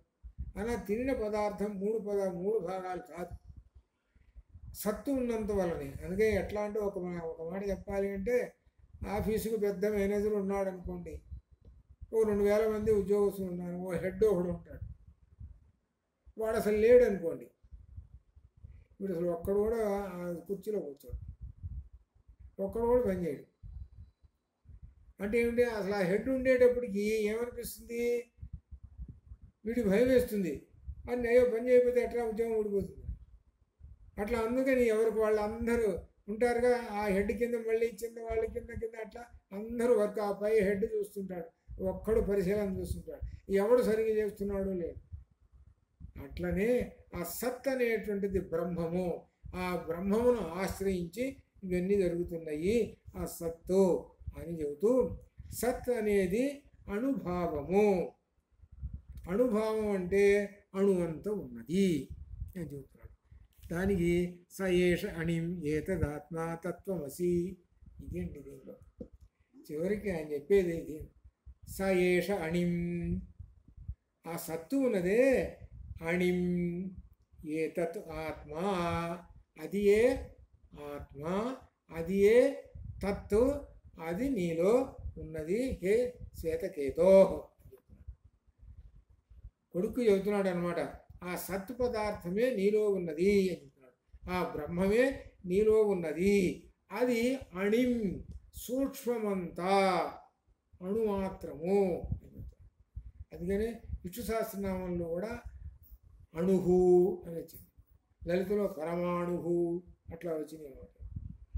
ఇందాక మనం చూసాం దీనిలో ఏమిటంటే, గోకర్ణంలో శివుడు అక్కడ ఎంత ఉంటుంది, కుంకుడుగా గింజంత ఉంటుంది అనుకుందాం, అంతే, అంతకన్నా ఉండదు, కుంకుడు గింజ అంత ఉంటుంది శివలింగం. ఆ లోపల గుంటలో అట్లా పెట్టుంటుంది, వీళ్ళు అభిషేకం చేస్తుంటాడు, ఆ నీళ్లు పొంగుతూ ఉంటుంటాయి, పైకోసం నీళ్ళు ఎప్పటికప్పుడు తీస్తూ ఉంటుంటారు. అట్లా సరే, ఏమని అర్థం చేసుకోవాలి అని అంటే, అక్కడ ఈ ఈశ్వరుడు అనగా పరమాత్మ అక్కడ స్థాపించబడ్డాడని. మరి స్థాపించబడ్డాడు చిన్నదే కదా, మరి చాలా చోట్ల శివలింగాలు ఇంతింత ఉన్నాయి కదా, ఇక్కడ చిన్నదే ఉన్నది ఏమిటి, అనేటువంటిది భావనలోకి వస్తున్నప్పుడు అప్పుడు ఉపనిషత్తు అనగా వేదం చెప్పింది. ఏమని చెప్పింది అంటే ఏష అణుహు, ఆయన చాలా అణువయ్యా అన్నారు. మరి నిజంగా అణువంత అక్కడ పెట్టలేరుగా. ఆ పరమాత్మని అణువంత ఎవరు ఆ సూక్ష్మ దీనికే అర్థం అన్నదా మన భూతద్దాలకే. అందుకని ఏం చేశారు, అర్థం చేసుకోండి అని చెప్పడానికి ఒక చిన్న కుంగుడి గింజంత పెట్టారు. అనగా పరమాత్మ చాలా చాలా చిన్నవాడు అనే అర్థం చేసుకొని దీన్ని బట్టి అర్థం చేసుకోండి ఆ పరమాత్మ అణుహు అని అర్థం చేసుకోండి అని చెప్పడానికి ఆ గోకర్ణంలో పెట్టినటువంటి అది అసలు విశేషం. ఏష అణుహు అది గోకర్ణంలో ఉన్నది. ఏష అణిం ఏతదాత్మా ఇదం సర్వం తత్సత్యం స ఆత్మా తత్వమసి శ్వేతకేతో. అణువంతా ఉన్నటువంటి సత్తండి, ఆ అణువంతా ఉన్నటువంటి సత్తు మనలో ఉన్నాడు అది చెబుతున్నాడు చివరికి. మనలో ఉన్న ఆ సత్తు ఎంత ఉన్నాడయ్యా అంటే అణువంత ఉన్నాడు. అణువంత ఉండి మనల్ని నడిపిస్తున్నాడు. మరి అణువంత ఉండి నడిపిస్తున్నాడు. ఆ అణువంత ఉన్నటువంటి వాడు ఏమన్నా కంటికి కనపడుతున్నాడా? కంటికి కనపడలేదు. శరీరంలో ఉన్నాడు, మొత్తం శరీరాన్ని నడుపుతున్నాడు. శరీరంలో ఉన్నాడు, శరీరం మొత్తం నడుపుతున్నాడు. మరి అటువంటి అణువంతా ఉన్నటువంటి ఆత్మ ఉన్నాడే ఆయన ఏమిటయ్యా అటువంటిది? ఈ శరీరం నశ్వరం, శరీరం మాత్రం ఉండదు. మరి అణువంత ఉన్న ఆత్మ ఏమిటయ్యా? అక్కడ వరుసగా చెప్పాడనమాట. ఏమిటనమాట? అగ్నిచే దహింపబడదు, నీళ్ళచే శోషింపబడదు, ఇలా ఈ విధంగా అచ్చేద్యోయం అదేహ్యోయం అదాహ్యోయం అని వరుసగా చెప్పుకుంటూ వచ్చేది. ఇంకా దీనిలో చాలా చోట్ల ఆ అణువంత ఆ సత్తు ఎలా ఉంటాడో చాలా విశేషంగా చెప్పినటువంటి విశేషాలు ఉన్నాయన్నమాట. దీనిలో అంత గొప్పదైనటువంటి విశేషాలు ఉన్నాయి దీనిలో. సత్ అనేది అణుభావం గురించి. స ఏష అణిం ఏతదాత్మా తత్వమసి, స ఏష అణిం ఏతదాత్మ్యా ఇదం సర్వం తత్సత్యం స ఆత్మా తత్వమసి శ్వేతకేతో. ఏ శ్వేతకేతు, ఇదిరా అణువంత ఉన్నాడురా ఆత్మ, ఆ పరమాత్మ, ఆ శివుడు. శివుడు అని అన్నామనొచ్చు, ఇవాళ శివ కాబట్టి శివుడు అనొచ్చు. ఆయన అణువంత ఉన్నాడు అది తెలుసుకో అని చెబుతూ సకల ప్రాణులు సత్తునందే విలీనమై సమస్త ప్రాణులు కూడా ఈ సత్తులోనే ఉన్నాయి, సత్తు నుంచే వస్తున్నాయి. అంటే ఈ అణువంత ఉన్న పరమాత్మ నుంచే సమస్త ప్రాణులు వస్తున్నాయి. ఆ వచ్చిన ప్రాణులు మళ్ళా రిటర్న్ దానిలోకే వెళ్ళిపోతున్నాయి అని చెప్పాడు. అంత విశేషమైనటువంటి దీనిలో చెబుతున్నాడు అన్నారు. అందుకని సకల ప్రాణులు సత్తు నుండే విలీనమై సత్తులోకే వస్తున్నాయి. అటువంటి ఆ సత్తు నీవే. చూసుకో ఎంత గొప్పదైన విశేషం. అంత గొప్ప సత్తు నీ శరీరంలో ఉన్నాడు అని చెప్తాడు. దీనిలో ఏమిటంటే ఒక విశేషము, ఈ మానవుడి గురించి చెప్పాడు. ఈ మానవుడు ఎక్కడి నుంచి వచ్చాడు ఏమిటయ్యా అని అంటేట 84 లక్షల జీవరాశుల నుంచి దాటి వచ్చాడు బయటికి. లక్షల జీవరాశులు ఉన్నాయి, అవన్నీ దాటి వచ్చేసేసాడు. దాటి వచ్చేసి ఉత్తమోత్తమైనటువంటి ఒక ప్రాణిగా వచ్చాడు. ఉత్తమోత్తమైన ప్రాణిగా వచ్చేసాడు అనగా అర్థం ఏంటనమాట? ప్రమోషన్స్ మీద ప్రమోషన్స్ వచ్చి లాస్ట్లో మానవ జన్మ వచ్చింది అని అంటేనే అందుకనే మానవ జన్మ దుర్లభము అని చెప్పింది. జంతువునాం నరజన్మ దుర్లభం అని చెప్పింది. వివేక చూడమని అది జంతువునా నరజన్మ దుర్లభం. అసలు మొత్తం జంతువులే ఇవి, మొత్తం 2 కాళ్ళ జంతువులు 4 కాళ్ళ జంతువులు అన్నట్లుగానే ఇవి కూడా 2 కాళ్ళ జంతువే ఇది కూడా. అటువంటి ఈ జంతువుట నరుడు అన్నారు. కాబట్టి ఆ నరుడు ఉన్నాడే అంత గొప్పవాడు. మరి మిగిలిన వాటిల్లో లేదా ఈ సత్తు? మరి పశువులు పక్షులు ఉన్నాయి, వాటిలో సత్తు లేదా? ఉంది, లేదని కాదు, వాటిల్లో కూడా సత్తు ఉన్నది. నీలోనూ సత్తు ఉన్నది, అన్నిట్లోనూ ఉన్నది. సత్ అంతా మయం, సత్ మయం. మొత్తం ఈ జగత్తు మొత్తం సత్ మయం. అటువంటి సత్తుని చెప్పాలంటే అణిం అని చెప్పాడు. కాబట్టి శరీరం మరణిస్తుంది, జీవుడు మాత్రం మరణించడు. అందుకనే గీతలో కూడా ఆ శరీరం అది జంపులు చేస్తూ ఉంటుంటుంది. ఇక్కడి నుంచి ఎక్కడికి, అక్కడి నుంచి ఎక్కడికి రకరకాల గంతులు వేసుకుంటూ పోతూ ఉంటుంటుంది అని చెప్పాడు. అది జాతస్యకి ధ్రువో మృత్యువు ధ్రువం జన్మ మృతస్య. మళ్ళీ చక్రం మాదిరిగా తిరుగుతూనే ఉంటుంటుంది. చక్రం ఎట్లనే తిరిగిందో మళ్ళీ అట్లనే తిరుగుతూ ఉంటుంటాడు ఈ మానవుడు అని చెబుతున్నాడు. శరీరం మాత్రం పోతుంది, జీవుడు మాత్రం ఉంటాడు అని చెబుతున్నాడు.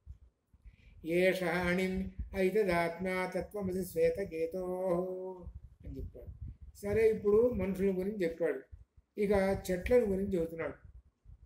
వృక్షాలు. వృక్షం ఉంది ఒకటి, చూసుకుందాం. ఒక మామిడి చెట్టు అని అనుకుందాం. ఎండిపోవటం, ఆ చెట్టు ఎండిపోయింది అనగా దానిలో రసం లేదు, అయిపోయింది. దానిలో రసం అయిపోయిందంటే, దానిలో బలం అయిపోయిందంటే ఎండిపోతుంది. అలానే జీవుడు కర్మచే తీసుకొని వచ్చే రసము చెట్టు మాదిరిగానే పోలిక చెబుతున్నాడు. ఒక చెట్టుకి జీవుడికి పోలిక చెబుతున్నాడు. చెట్టులో రసం ఎండిపోగానే చెట్టు ఎండిపోతుంది, తీసి అవతల వారేస్తాడు. కానీ ఇక పనికి రాదు కదా అది. అలానే జీవుల్లో రసం, ఏం రసం ఉంది? కర్మచే తీసుకొచ్చేటువంటి రసం అనగా కర్మలు ఉన్నాయి వాడిలో. ఏమిటి కర్మలు ఉన్నాయి అంటే సుకృత దుష్కృత కర్మలు ఉన్నాయి. పుణ్యకర్మలు పాపకర్మలు అని రెండు ఉన్నాయి. ఈ రెండు ఉన్నంత కాలము జీవుడు ఉంటాడు. చెట్టులో ఏ విధంగా అయితే రసం ఉన్నంతకాలం చెట్టు ఉండి మామిడిపండ్లు ఇస్తుంటుందో అట్లా ఈ మనిషి కూడా వీడిలో పుణ్యకర్మలు పాపకర్మలు ఉన్నంతకాలం జీవించి ఉంటాడు. పుణ్యకర్మలు పాపకర్మలు ఉన్నంతకాలం జీవించి ఉంటాడు. అవి శేషం అయిపోయింది. అయిపోగానే జీవుడు బయటికి వెళ్ళిపోతాడు. అది ఉదాహరణకి పోలిక ఒక వృక్షంతో పోలిక చెప్పాడు. రసం ఎండిపోతే చెట్టు నశించిపోతుంది. అలానే ఈ మనిషిలో ఎప్పుడైతే కర్మ ఎండిపోతుందో, నశించిపోతుందో, కర్మలు పని అయిపోతాయో అప్పుడు వీడు వెళ్ళిపోతాడు. కర్మ ఉన్నంతకాలము, కర్మఫలాలు ఉన్నంతకాలము వీడు బతికుంటాడు. కర్మఫలాలు అనుభవించాలి. ఏదో ప్రమాదం జరిగిందనుకోండి, కర్మఫలం అనుభవించాలనుకోండి, వాడు ఏం కాదు.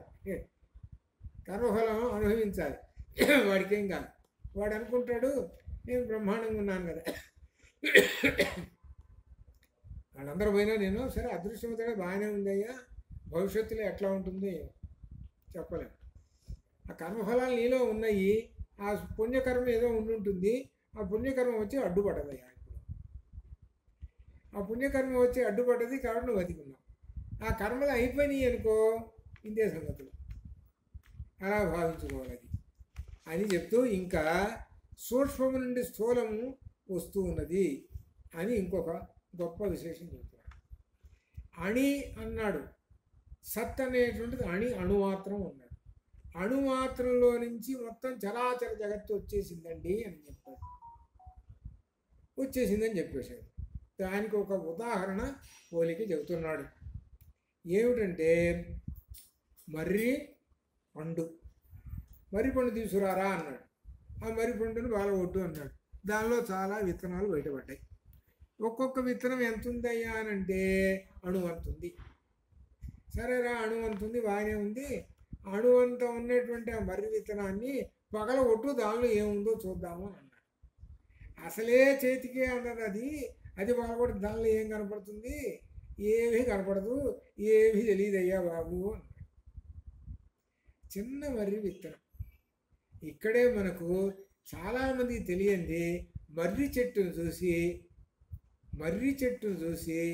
అర్థం చేసుకొని ఎవడైతే ఉంటాడో కూర్చుని మర్రి చెట్టును చూసి అర్థం చేసుకొని కూర్చుని ఉంటాడో వాడికి బ్రహ్మజ్ఞానం వస్తుందండి. ఆ మర్రి చెట్టు ఏం చేస్తుంది, దాని విత్తనం ఎంత, మనకి ఆవగింజ కన్నా చిన్నది. అటువంటిది పెద్ద వృక్షం అయ్యి ఊడలు ఊడలు ఊడలు వేస్తూ మళ్ళీ ఊడలేస్తూ ఇంకా పాగుతూ పోతుంటుంది. అది ఏ రోజు కూడా ఒక్కరోజు కూడా నాకు నీళ్లు పోయండి అని అంటాం. అదే మామిడి చెట్టు ఉంది అనుకోండి, నాకు నీళ్లు పోస్తేనే కానీ కాయలు ఈయనంట. అరటి చెట్టు ఉందని నాకు నీళ్లు పోస్తేనే కాయలు ఈయనంట. అవన్నీ ఏంటి, ప్రతిఫలం కోరుతుంటాయి. ఈ మర్రి చెట్టు ఏమిటి, ఏం అడక్కపోగా అది ఏం చేసి పెద్ద మహావృక్షం అయిపోయి అనేకమైనటువంటి పక్షులకు ఆశ్రయం అయిపోతుంది. అనేకమైన పక్షులకు ఆశ్రయం అయిపోతుంది, అనేక మందికి ఆశ్రయం అయిపోతుంది. దీన్ని ఏమంటారనంటే నిష్కామ కర్మ. అదే గీతలో ఏం చెప్పాడు, దీనిలో ఆయన నిష్కామ కర్మ చేయండి అయ్యా అన్నాడు. నిష్కామ కర్మ చేస్తే చిత్తశుద్ధి కలుగుతుంది అని చెప్పాడు. దాని ఉదాహరణ ఇదిగో మర్రి చెట్టు. మర్రి చెట్టు ఏమన్నా ఒక్కరోజైనా నీళ్ళు అడిగిందా, నీళ్ళు అడగలేదు. నీళ్ళు అడగకుండా ఏం చేసింది, ఇది ఎంతమందికి ఉపయోగకరంగా ఉన్నదో కదా అని చెప్పాడు అనమాట. కర్మణ్యేవాధికారస్తే మా ఫలేషు కదాచన మా కర్మఫలహేతుర్భూమాతే సంగోస్త కర్మణి. అందుకని కర్మలు చెయ్యి, కానీ కర్మఫలాలను గురించి నువ్వు ఆలోచన చేయవద్దు, అడగవాకు. అనగా దేవుడికి పూజ చెయ్యి, అన్నీ చెయ్యి. అయ్యా దేవుడు నాకు అవి ఇవ్వు అనేటువంటి నువ్వు అడగక్కర్లే. నీకు ఏమి ఇవ్వాలో ఆయన అదే ఇస్తాడు. అందుకనే అనన్యా చింతయంతోమా ఏదైనా పరిభాసతే తేషా నిత్యాభియుక్తానాం యోగక్షేమం వహామ్యహం అన్నాడు. అందుకని అన్నది ఎంతసేపు నాకు అది ఇవ్వు ఇది ఇవ్వు అనేటువంటి దాన్ని పెట్టుకోకు. ఎంతసేపుకి నేను ఈ పని చేస్తాను, నేను ధర్మం ఈ పని చేయటం, ఇది తత్వశాస్త్రంలో గొప్ప విశేషం. కానీ మన వాళ్ళు ఎక్కువగా ఈ లోకంలో ఉన్న చూసారు, ప్రస్తుతం ఉన్నటువంటి ఈ లోకం గుళ్ళు గోపురాలు ఉన్నాయే, ఈ సంకల్పంలో పిచ్చి పిచ్చిగా చెప్పేసి ఇదంతా అలవాటు అయిపోయింది. ఎందుకనంటే ఎంతసేపటికి అవి కోరుతూ ఉంటుంటాడు, ఆ కోరి ఈ విధంగా అనుభవించాలి. కానీ అది ఎందుకు కోరుతున్నాడు, ఏముంది విశేషం అనేటువంటిది వీడికి ఆలోచన లేదు.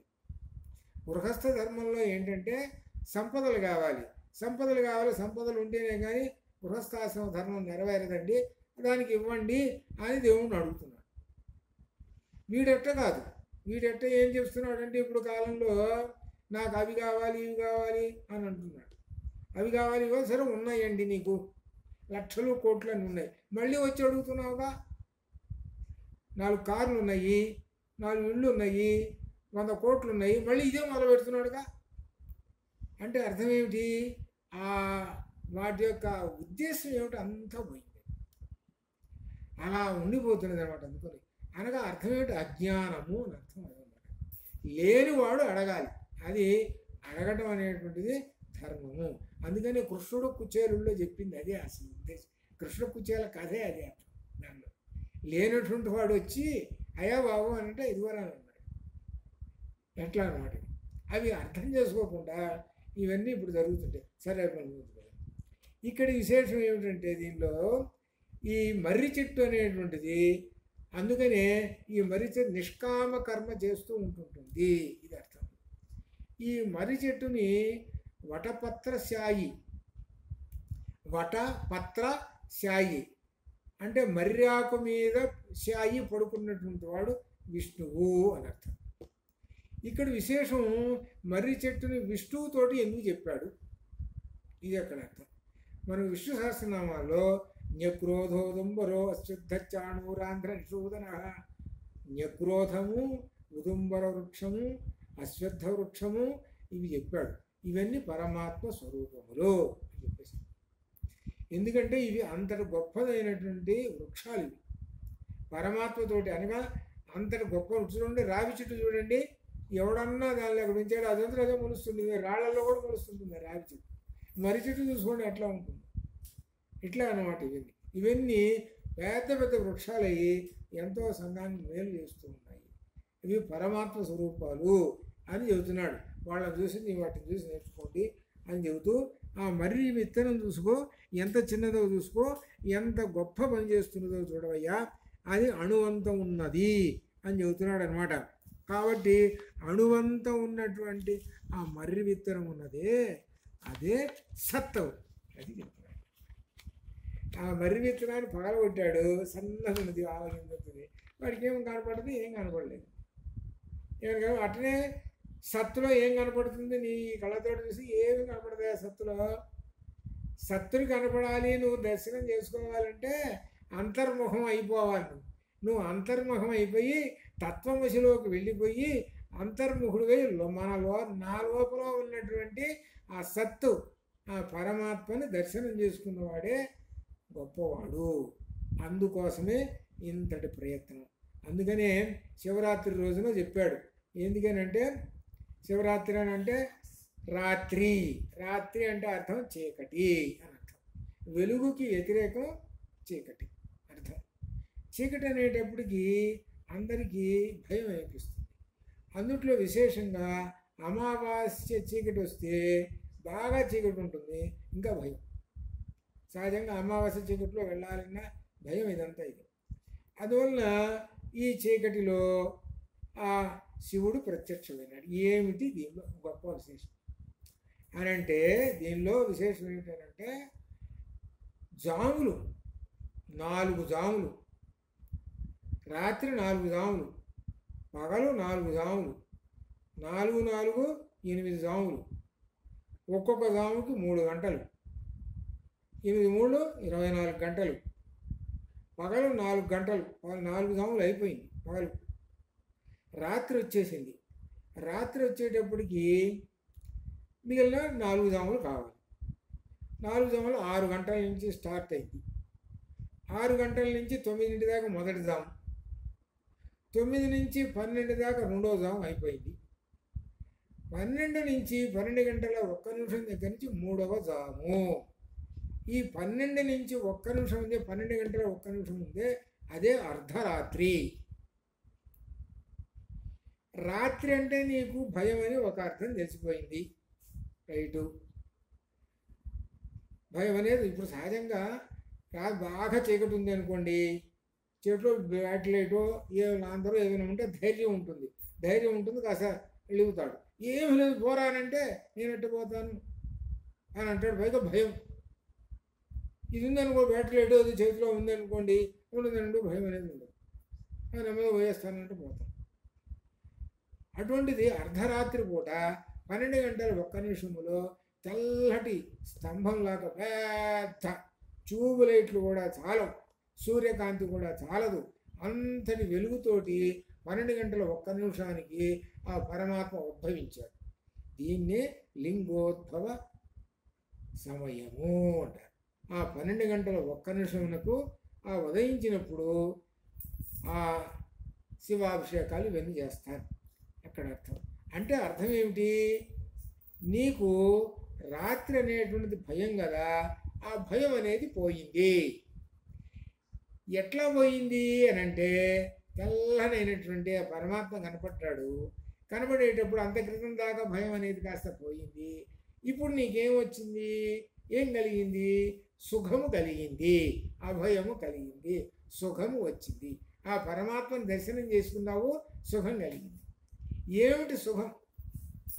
సుఖం అనే దానికి సహజంగా అనుకుంటారు శుభ్రంగా పడుకోవటం, పరుపేసుకొని అనుకోవటం, ఇట్లా అనుకో. అది కాదు ఇక్కడ అర్థం. సుఖం అనేదాన్ని గీతలో చెప్పాడు. సుఖమశ్నుతే, 3 చోట్ల చెప్పాడు. సుఖమశ్నుతే, సుఖం అంటే మోక్ష సుఖం.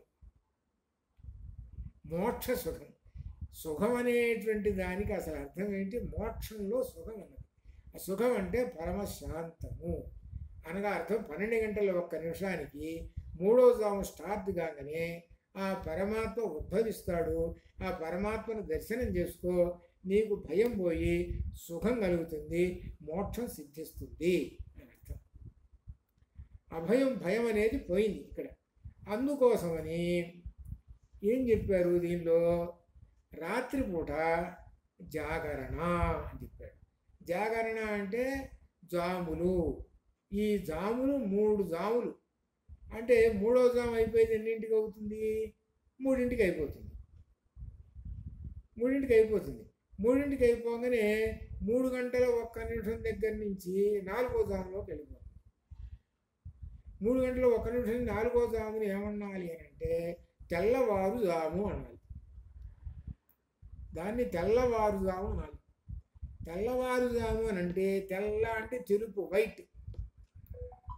సూర్యుడు వచ్చే కొద్దీ ఇప్పుడు చూడండి 5 గంటలు ఎప్పుడు ఎట్లా ఉంటుంది, 6 గంటలప్పుడు ఎట్లా ఉంటుంది, నెమ్మది నెమ్మదిగా చీకటి పోతూ ఉంటుంది. చీకటి పోతున్నది అంటే అర్థము తెలుపు వస్తున్నది అని అర్థం. తెలుపు వస్తున్నది అనగా తెల్లవారంటే తెలుపు వస్తూ ఉన్నదయ్యా అని అర్థం. అనగా సూర్యకాంతి వస్తున్నది, చీకటి పోతున్నది, నీ 3 జాములు వెళ్ళిపోయినాయి. కాబట్టి నీకు భయం అనేది ఎప్పుడు కలుగుతుంది? చీకటిలో కలుగుతుంది. చీకటి అంటే ఏమిటి? ఇక్కడ వచ్చింది అసలు విషయం. సహజంగా మనకు అమావాస్య చీకట్లో అనుకుంటాం. అసలు చీకటి అంటే ఏమిటంటే తమసోమా జ్యోతిర్గమయ, అజ్ఞానం అనే చీకటిలో ఉన్నావురా నువ్వు. బయటికి భౌతికంగానేమో చీకటి, ఆ చీకటి అనేది భయమే అందరికీ అనేది మామూలుగా. కానీ అజ్ఞానం అనేటువంటి ఆ చీకటిని చూసావు, మనం భౌతికంగా కనబడే చీకటితోటి పోల్చి చెబుతున్నాడు. అజ్ఞానం అనే చీకటిలో ఉన్నంత కాలము నీవు భయంతో ఉండాల్సిందే. ఆ భయం ఏమిటి? సంసార దుఃఖ భయము. చివరికి అది అసలు దీని యొక్క అర్థం అది. అందుకని మహాశివరాత్రి, శివరాత్రులు మొత్తం సంవత్సరం మొత్తం మీద 12 నెలలకి నెలకో శివరాత్రి, మాస శివరాత్రి వస్తుంటుంది, త్రయోదశి. ఇది మాత్రం అమావాస్య స్టార్ట్ అయినప్పుడే ఉంటుంది. దీన్ని మహాశివరాత్రి అన్నాడు. ఇంకొక మాట అసలు అర్థం, ఇంకొక మాట జన్మకో శివరాత్రి, ఒక మాట ఇవ్వాలి. చాలామంది జన్మకో శివరాత్రి అని అంటున్నారు. అంటే అర్థం ఏంటంటే జన్మకో శివరాత్రి అని అంటే అనేక జన్మలతో వస్తున్నాడండి వీడు. అంత క్రితం ఎన్ని జన్మలు పొందాడో తెలియదు. భగవద్గీతలో చెబుతాడు అర్జునుడు కృష్ణుడు అంటాడు అర్జునుడితోటి, నీవు ఎన్ని జన్మలు ఎత్తావో సంగతి నాకు తెలుసురా. నువ్వు ఎన్ని జన్మలు ఎత్తావో, ఏ జన్మలో ఎప్పుడున్నావో ఏం అని నాకు తెలుసు. నీకు తెలియదు కానీ నాకు తెలుసు. నీకు తెలియదురా అర్జునుడా, నీ జన్మలన్నీ నాకు తెలుసురా అని అన్నాడు. ఎన్ని జన్మలో అని. అందుకని జన్మకో శివరాత్రి అంటే అర్థం ఏమిటంటే ఈ జన్మలో ఎన్నో జన్మల నుంచి వస్తున్నావు. ఆ జన్మలో శివరాత్రి నువ్వు చేసావో లేదో. ఆ శివరాత్రి చేస్తే ఎందుకు వస్తావు నువ్వు? ఆ శివరాత్రి కనుక చేస్తే ఆ శివుణ్ణే కనుక చూసి ఉంటే మోక్షం పొందేవాడివి, సుఖాన్ని పొందేటువంటి వాడివి, మళ్ళీ పుట్టవుగా, మోక్షానికి పొందేవాడివి కదా. కాబట్టి ఈ ఒక్క జన్మలోనైనా, ఇది అర్థం, ఈ ఒక్క జన్మలోనైనా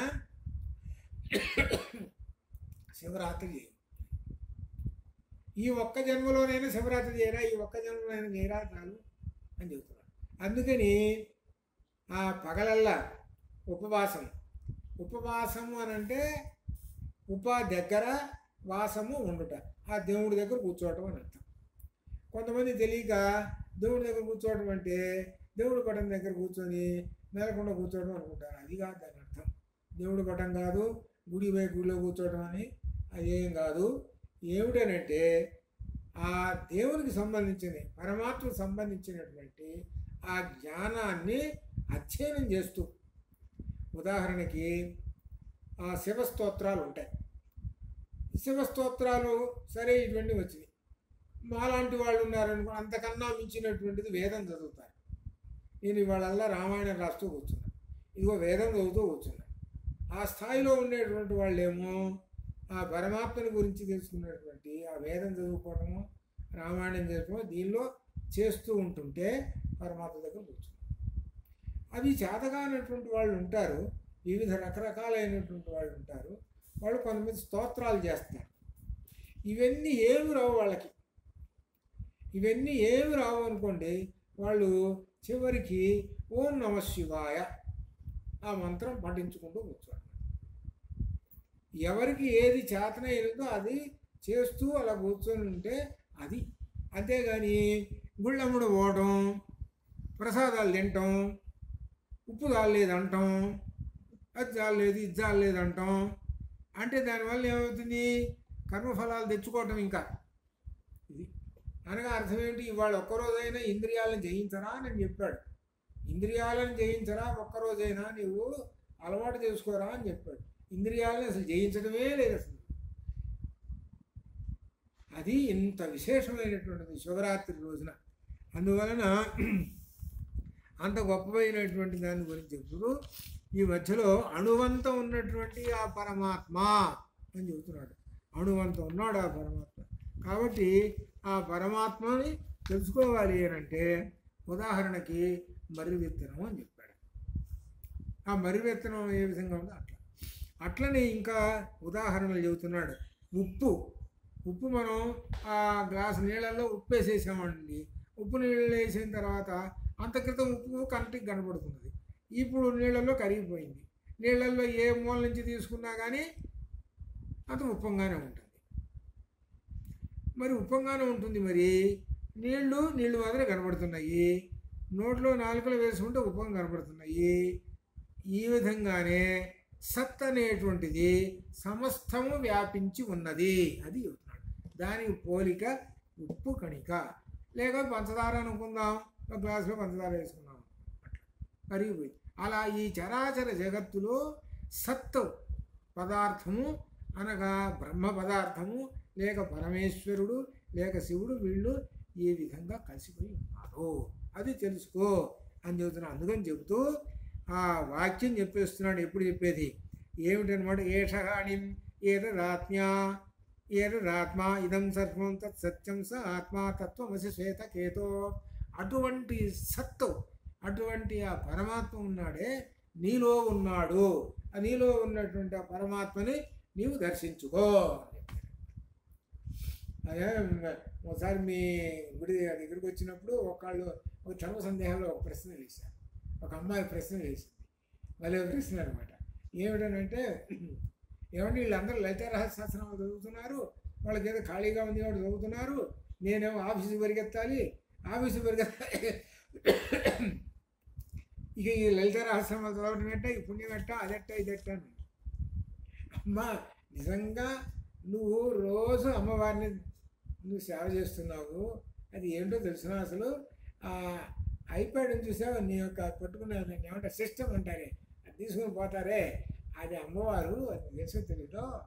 అమ్మవారు అంటే సమస్తమైనటువంటి సిస్టమ్, సమస్తమైనటువంటి ప్రపంచం అంతా అమ్మవారు.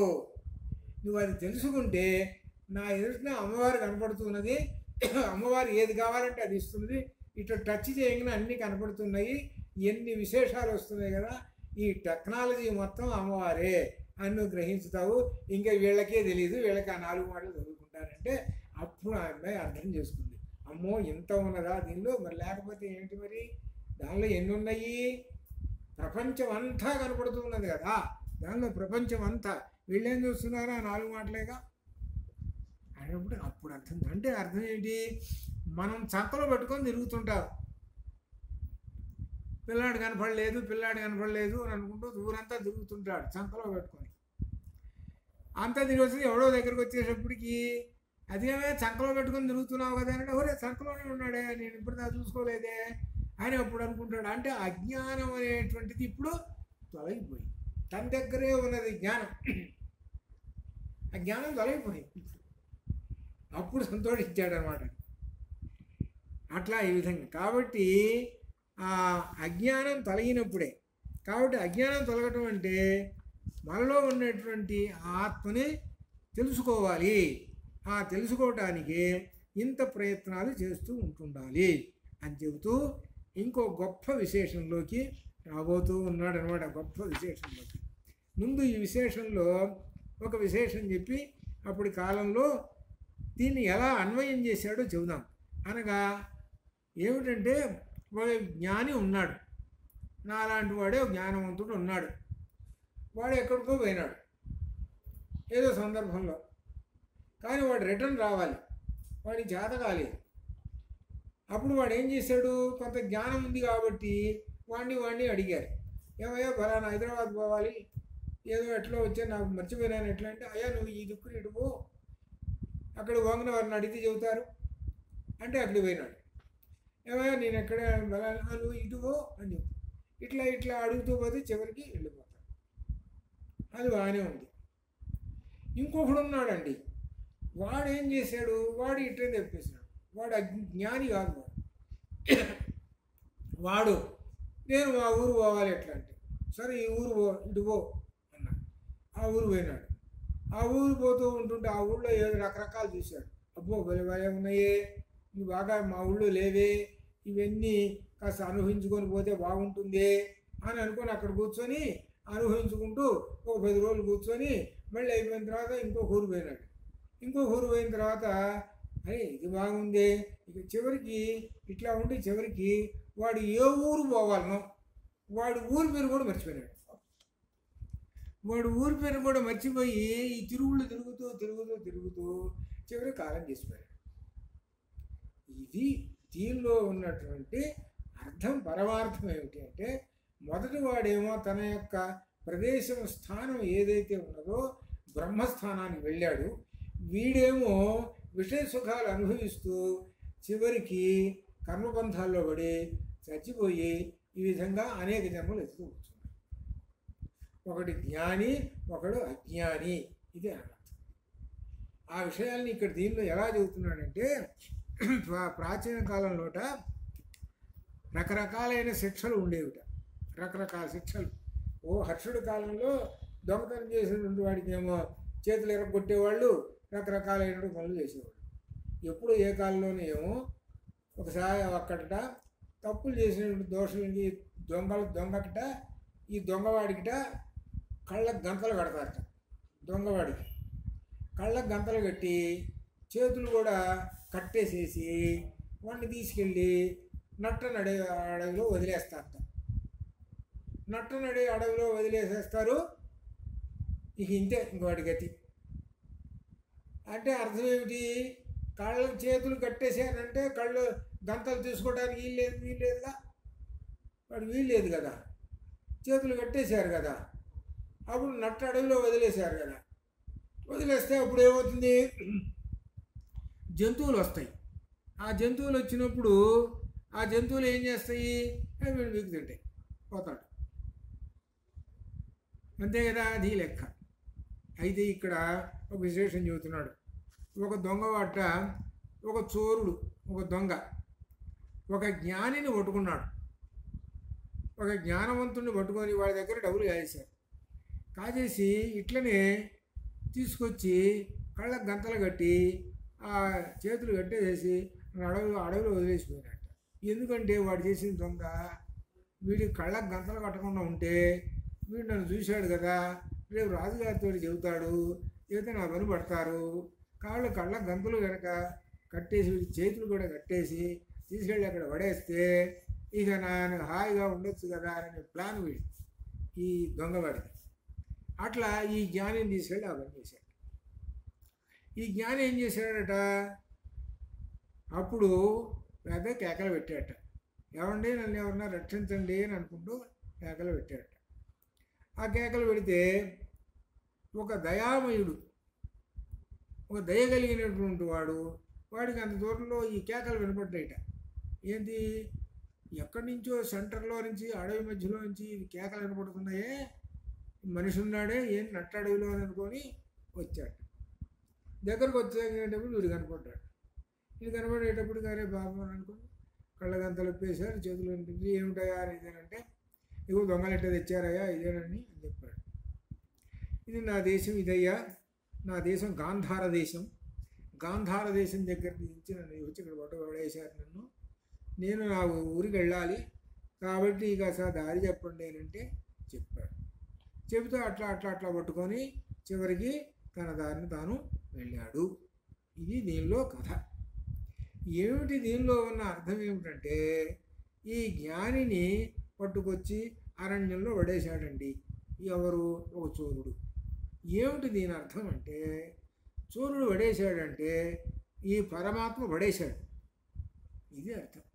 తస్కరాణాం పతయే నమో నమో, తస్కరాణాం పతయే నమో నమో. పెద్ద దొంగ, ఈయనే పెద్ద దొంగ, దొంగలకు దొంగ అంటే అర్థం ఏమిటి? కర్మబంధముల్లో ఎవరైతే చిక్కున్నారో వాళ్ళందరినీ కూడా పడేస్తుంటుంటాడు. ఈయన పడేశాడు ఇక్కడ, ఈ జ్ఞానిని తీసుకొచ్చి ఈ చోరుడు పడేశాడు. మరి జ్ఞానవంతుడు కదా కాబట్టి ఈయన ఏం చేశాడు? కేకలు పెట్టాడు. కేకలు పెడితే ఎవరు వచ్చాడు? ఒక దయామయుడు వచ్చాడు, దయ కలిగినటువంటి ఎవరు. వాడెవరు దయామయుడు అంటే గురువు గారు. గురువు గారు దయామయుడు, ఇక్కడ అర్థం అది. ఈ జ్ఞానిని ఉద్ధరించేటువంటి వాడు, పూర్వజన్మలో వీడు జ్ఞాని, వీడిని ఉద్ధరించేవాడు ఎవరు? గురువు గారు అని అర్థం. ఆ గురువు గారు వచ్చాడు, వచ్చి ఇతని కళ్ళ గంతలు విప్పేశాడు. అనగా అజ్ఞానం అంతా తొలగిపోయింది, జ్ఞానం వచ్చింది. అజ్ఞానం తొలగిపోయింది, జ్ఞానం వచ్చేసింది. తన ఊరైనటువంటి గాంధార దేశం, అనగా తన ఊరైనటువంటి గాంధార దేశం అంటే అసలు తాను ఎక్కడి నుంచి వచ్చాడు? పరమాత్మ నుంచి వచ్చాడు. ఆ పరమ పదానికి దారి తెలుసుకొని గురువు గారి వలన, గురువు గారు చెప్పినట్లు విని వెళ్ళిపోయాడు. ఇది ఇందులో ఉన్నటువంటి అర్థం ధ్వని. పైకి ఇలా ఉంటుంది కథ. అదే ఇవి అజ్ఞాని కనుక అయ్యుంటే వాడేం చేస్తాడంటే మధ్య మధ్య ఊళ్ళల్లో ఈ విషయ సుఖాలను అనుభవిస్తూ ఎక్కడి నుంచి అయితే వాడు వచ్చాడో అక్కడికి ఓడు, ఎక్కడి నుంచి వచ్చాడో అక్కడికి ఓడు. అక్కడికి పోకుండా ఏం చేస్తాడు? పక్కదారి పెడతాడు. ఎందుకు? విషయ సుఖాలు అనుభవిస్తూ ఉన్నాడు కదా. అనుభవిస్తూ ఉన్నటువంటి వాడు ఏం చేస్తాడు? మర్చిపోతాడు, దారి మర్చిపోతాడు, తన యొక్క స్థితి మర్చిపోతాడని అర్థం. విషయ సుఖాలు అనుభవించేటువంటి వాడు తన స్థితి మర్చిపోతాడు. తను ఎవరు ఏమిటనే, నాలో సత్ అనేటువంటి పదార్థం ఉన్నది, సత్ అంటే పరమాత్మ ఉన్నాడు అనే విషయాలు వీడు మర్చిపోతాడు. వీడు మర్చిపోయి ఈ విషయ సుఖాల్లో పడిపోతాడు. ఈ విషయ సుఖాల్లో పడిపోయి చివరికి తన వెళ్ళాల్సినటువంటి రూట్ కూడా మర్చిపోతాడు. అట్లా ఈ విధంగా ఉంటాడు అటువంటి వాడు. కాబట్టి అటువంటి వాడు ఉన్నారు చూశారు, వాళ్ళు ఏం చేస్తారంటే విషయ సుఖాల్లో పడి అనేకమైనటువంటి ఈ కర్మబంధాల్లో చిక్కుకొని పోతుంటుంటారు అని చెబుతున్నాడు. విశేషమైన మాట. కాబట్టి సత్తులో విలీనమైపోతాడు ఆ జ్ఞాని. తాను గురువు గారి వలన తెలుసుకొని సత్తులో విలీనమైపోతాడు అని అర్థం. అజ్ఞానం అనేటువంటి తొలగిపోయింది అంటే కళ్ళకు గంతలంటే అజ్ఞానం అనేది ఉన్నది, అది తొలగిపోయింది అని ఈ విధంగా చెబుతూ ఇక విశేషం చెబుతున్నాడు. తర్వాత వాక్ ఇంద్రియం, ఆ వాక్ ఇంద్రియం అనేటువంటిది కూడా దీని గురించి కూడా చెబుతున్నాడు. ఏమిటనంటే వాక్ అనేటువంటి ఇంద్రియం మనం మాట్లాడుతున్నాం. ఆ ఇంద్రియం మనస్సునందు విలీనము కాదు, మనస్సు ప్రాణమునందలి ప్రాణము తేజస్సునందు. అనగా అర్థం ఏమిటి? దీనిలో చెప్పేది ఏంటంటే వాక్కు మనస్సులో లీనం అవుతుంది, ఆ లీనమైనటువంటిది ప్రాణంలో లీనం అవుతుంది, ప్రాణంలో లీనమైనది తేజస్సులో లీనం అవుతుంది, తేజస్సులో లీనమైనది పరదేవతలో లీనమైపోతుంది, ఆ పరదేవతలో లీనమైనటువంటిదే సత్తులో విలీనము అవుతుంది. ఇది అసలు అర్థం. అలా వాక్కు అలా అలా వెళ్ళిపోతుంది. అయితే ఇక్కడ దీనికి వ్యతిరేకం జరుగుతుంటుంది. ఏమిటంటే సంసారం అనే అరణ్యంలో ఉన్నటువంటి వాడు ఉన్నాడు అనుకోండి, వాడుట ఏమిటనమాట? వాక్కు ఏమిటనమాట? ఇక్కడ వాడి వాక్కు మనస్సులో విలీనం కాదు. ఇక్కడ ఒక్కసారి జాగ్రత్తగా చూస్తూ తెలుస్తుంది. మన కథలు కూడా చదువుతుంటుంటారు. ఏమిటో తెలుసునండి, వాడు ఏదో బాగా డబ్బులు సంపాదించాడండి, డబ్బులు బాగా ఉన్నాయి, పెట్టెలో పెట్టేశాడు. పెట్టెలో పెట్టేసినటువంటి డబ్బులు పెట్టాడు కదా, ఆ పెట్టె ఉన్నది తాళం చేయి ఎక్కడో ఉంది, ఎక్కడో పెట్టాడు. వాడేంటి, వచ్చిన వాళ్ళందరూ ఏమంటున్నారు, ఇదిగో వీడిని గుర్తుపెట్టావా అని అంటే వాటన్నిటి ఊరికి చూస్తున్నాడు, ఏదో చూపులాడు. వాడి కడుపులో ఏంటి ఎంతసేపటికి వాక్కుని ఒక చేతి మాదిరిగా వస్తుంది, చెప్పలేక అక్కడ అట్ట చూపిస్తున్నట్ట. అంటే అర్థం ఏంటి? ఆ తాళం అదిగోరా అక్కడ పెట్టారా, తీసుకోరా అని. అనగా ఈ ధనాన్ని గురించే ఆలోచనలో ఉన్నాడు. వాక్కు లీనం కాల మనస్సులో, వాక్కు మనస్సులో లీనం కాల. వాక్కు మనస్సులో లీనం అంటే అర్థం ఏంటి? ఏమన్నారు వాక్కు అంటే రామనామం అనయ్యా. చివరి రోజుల్లో ఏమిటి? రామ రామ అనయ్యా, పోనీ నారాయణ నారాయణ అనయ్యా. చివరి రోజుల్లో రామ అంటూ నారాయణ అంటూ ఈ రెండు అండు. ఏం చేస్తున్నాడు అంటే బాగా డబ్బులు దాచిపెట్టినటువంటి ఆ పెట్టే తాళం చెయ్యి, అదో బలాన్ని చోట పెట్టానరా తీసుకో అని చెప్పడంలో ఉన్నాడు. అనగా అర్థం ఏమిటి? వీడు ఆ పరమపదానికి వెళ్ళేటువంటి దీనిలో లేడు. ఆ వెళ్ళేటువంటి వాళ్ళు ఏంటంటే ఇదిగో వాళ్ళ వాక్కు చివరికి సత్తులో కలిసిపోతుంది అది చెప్తున్నారు. అందుకనే ఏకమేవాద్వితీయం బ్రహ్మ సర్వం కల్పితం బ్రహ్మ అనుకుంటుంటాడు. ఆ జ్ఞాని బ్రహ్మజ్ఞాని ఆ బ్రహ్మమును గురించే ఆలోచన చేస్తూ అలానే ఉండిపోతాడు. ఆ బ్రహ్మమే నారాయణ, విష్ణు, శివ, రకరకాలైనటువంటి ఇట్లా అన్నమాట. లేనటువంటి వాడు చూసుకుంటే ఎట్లా ఉంటాడు. కాబట్టి ఆ గాంధార దేశం వెళ్ళాడు కదా వాడు, ఆ జ్ఞాని అంటే తన పరమపదం తను వెళ్ళాల్సినటువంటి స్థానానికి వాడు వెళ్ళిపోయినాడు. అనగా గురువుగారు అనేటువంటి ఆయన చేత దారి తెలుసుకొని వెళ్ళిపోయినాడు అని చెబుతున్నాడు. ఎట్లా అనమాట అని చెబుతూ దీనిలో ఇవ కాకపోతే అలా వెళ్ళడనుకోండి, వాడు రకరకాలైనటువంటి వేషాలు వేస్తుంటే పశుపక్షాదులు జంతువులు వాటిల్లో పోయి పుడతాడు. వీడు చేసేది అది, వీడి కర్మ అది. కాబట్టి ఎక్కడ పోయి పుడతాడు? అటువంటి పుట్టాడేవాడు ఆ ఉన్నటువంటి వాడు కూడా సత్తే, దానిలో కూడా సత్తే ఉంటుంది. కాబట్టి సత్తుకి ఏమి ఆయనకి నువ్వు ఈ విధంగా చేస్తే నీ దీన్ని బట్టే ఉంటుంది అనే సత్తు చెబుతుంటాడు. అంటే నీ కర్మఫలాల్ని బట్టే ఉంటుంది, నేను మాత్రం ఏం చెయ్యను.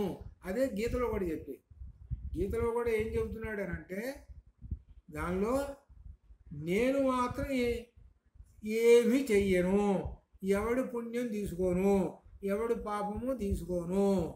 నాదత్తే కస్య చిత్ పాపం నచైవ సుకృతం విభు.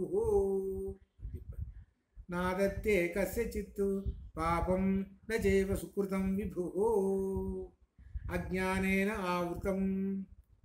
ఏమనుకుంటున్నారంటే అందరూ దేవుడికి ఒక కొబ్బరికాయ కొడితే మన పాపం తీసుకుంటాడు అనుకుంటారు. అది అజ్ఞానం. దేవుడికి ఒక కొబ్బరికాయ కొడితే మనకు పుణ్యం ఇస్తాడు అనుకుంటారు. అది ఒక అజ్ఞానం. ఇవన్నీ అజ్ఞానాలతోటి ఉంటాయి. కాబట్టి జ్ఞానము అజ్ఞానము అనేటువంటి తెలుసుకోండిరా. ఉదాహరణకి ఆ చొక్కాకి ఏ టీ మరకలో పడ్డాయి అనుకోండి, దాన్ని ఏం చేస్తాం పోగొట్టడానికి? సబ్బులు పెట్టి ఉతికి డిటర్జెంట్లు పెట్టి ఇవన్నీ చేసి కొంత కృషి చేసి పెడితే అప్పుడు అయిపోతుంది అని మనకు తెలిసింది. అట్లనే మన కర్మలు దుష్కర్మలు పాపములు తెలిసినా తెలియజేసిన ఇటువంటివి పోవాలి అని అంటే భగవంతుణ్ణి నామస్మరణ చేయాలి. భగవన్ నామస్మరణ ఎవరికి ఏ స్థాయిలో ఉంటుందో ఆ స్థాయిలో ఉన్నటువంటి వాడు భగవన్ నామస్మరణ చేయాలి. చేస్తే అప్పుడు నిష్కృతి జరుగుతుంది. అది దీనిలో చెబుతున్నా. అలా ఎప్పుడైతే పాపం నశించిందో అప్పుడు ఆ పశుపక్షాదుల్లో జన్మకుండా పుట్టకుండా మరలా మానవ జన్మలోకి వస్తాడు అని చెబుతున్నాడు. అని చెబుతూ సయేష అణిం ఏతద్ ఆత్మా ఇదం సర్వం తత్సర్వం స ఆత్మా తత్వమసి శ్వేతకేతో. ఈ విధంగా సత్ అనే పదార్థము వివిధమైన పద్ధతులతోటి ఎలా ఉంటుందో చెబుతూ ఉన్నాడు అనమాట. ఇట్లా ఈ విధంగా అనమాట. ఇది అలానే పూర్వకాలంలో కూడా ఒక దోషాలు చేసినటువంటి వాళ్ళు కూడా చెబుతుంటారట. ఏమిటంటేట బాగా గొడ్డల్ని బాగా కాల్చి ఎర్రంగా కాల్చి తీసుకొచ్చి ఏంటి దొంగతనం చేసినటువంటి వాడు ఉంటాడు. దొంగలు దొంగతనాలు ఏం చేసినటువంటి వాళ్ళు శిక్షలు చూస్తుంటారు. ఏదో బాగా ఎర్రగా కాల్చి తీసుకొచ్చి ఆ వస్తువు ఇనప ముక్క తెచ్చిపెట్టి ఆ దొంగతనం చేసినటువంటి వాడిని పట్టుకోరా అంటారు. అదొక శిక్ష. ఇందా మనం ఒక శిక్ష చెప్పుకున్నాం, అడవిలో పడేస్తాడు, అదొక శిక్ష. ఇప్పుడు ఇదొక శిక్ష, ఇదనమాట. ఇది ఇట్లా ఉండేదన్నమాట. అయితే ఇక్కడ ఒక విశేషం చెబుతున్నాడు దీనికి. ఏమిటంటే జ్ఞాని అజ్ఞాని ఇద్దరు వచ్చారు. జ్ఞాని అంటే అచోరుడు, దొంగతనం చేయనివాడు. అజ్ఞాని అంటే దొంగతనం చేసేవాడు. ఇక్కడ అర్థం అనమాట. అయితే ఇక్కడ ఇద్దరికి సత్ సమానమైన జ్ఞాని మరలా సంసారంలోకి రాడు అనగా అర్థం ఏమిటి? జ్ఞాని అనేటువంటి వాడు సంసారంలోకి రాడు అనగా అర్థం ఏమిటి? చోరుడు ఉంటాడండి, ఆ చోరుడు ఏమిటి? వాడు సంసారంలోకి వస్తాడు అనగా అర్థం ఏమిటనమాట? వీడు దొంగతనం చేశాడు అనేటువంటి తెలిసిపోయింది కదా, వాడి శిక్ష వేస్తారు. ఏమిటా శిక్ష? ఇదిగో బాగా కాల్చి పట్టుకొచ్చారు, పట్టుకోరా అన్నాడు, శిక్ష వాడు. అది అర్థం. దొంగతనం చేయలేదండి, మంచివాడండి వాడు, వాడి శిక్ష ఎందుకు పడుతుంది? వాడి శిక్ష ఏం పడదు వాడికి ఏంటి, హాయిగా బ్రహ్మాండంగానే ఉండిపోతాడు. కాబట్టి ఇట్లా ఈ విధంగా ఉంటాయి అని చెబుతున్నాడు అనమాట. అట్లా ఈ విధంగా. కాబట్టి తత్వమసి శ్వేతకేతో తత్వం అసి, ఆ తత్వం ఆ పరమాత్మయే త్వం నీవే అయి ఉన్నావు అని ఈ మనకు వేదంలో చెబుతున్నారు. కాబట్టి ఆ శివుడు ఆ పరమాత్మ మనలో ఉన్నాడు అనేటువంటి విషయము తెలుసుకోండి. అటువంటి విషయాన్ని తెలుసుకొని మీరు ఆ మనలో ఉన్నటువంటి ఆ పరమాత్మను మీరు ఒకసారి గ్రహించండి, అంతర్ముఖులై కాండి అని చెబుతున్నారన్నమాట. ఇది ఇవాళ శివరాత్రి రోజున ఆ పరమాత్మ తత్వాన్ని గురించి చెబుతూ మనలో ఉన్నటువంటి ఆ శివుణ్ణి దర్శించుకోండి అని చెబుతున్నారు. అందుకు గురువుని ఆధారం పడండి. అందుకని ఇందాక కథలో కూడా అజ్ఞానం తొలగింది అని అంటే, తన దారి తెలిసింది అని అంటే గురువుగారు వచ్చి చెప్పాడు, ఇదిగో నీ దారి ఇదిరా అని చెప్పాడు. ఇలా వెళ్ళిపోయినాడు, ఆయన యొక్క పరమపదం చేరాడు అని ఈ విధంగా చెప్పాడు అనమాట. ఇట్లా ఈ విధంగా ఈ రోజున మనం ఈ తత్వమసి శ్వేతకేతో దానిలో మనకు శ్రీశైలంలో ఉన్నటువంటి శ్రీశైలంలో ఉన్న భ్రమరాంబ, మల్లికార్జున స్వామి వీళ్ళని గురించి మనం తెలుసుకున్నాము. కాబట్టి ఇదే ఇవాళ మనం చెప్పుకున్న విశేషమైనటువంటిది. కాబట్టి మన వాళ్ళందరూ కూడా ఈ రికార్డ్ అయిన తర్వాత కూడా విని తరిస్తారని కోరుతున్నాము. అదే ఒక విశేషమైనది. ఓం పూర్ణమదః పూర్ణమిదం పూర్ణాత్ పూర్ణముదచ్యతే పూర్ణస్య పూర్ణమాదాయ పూర్ణమేవావశిష్యతే. అసతో మా సద్గమయ తమసో మా జ్యోతి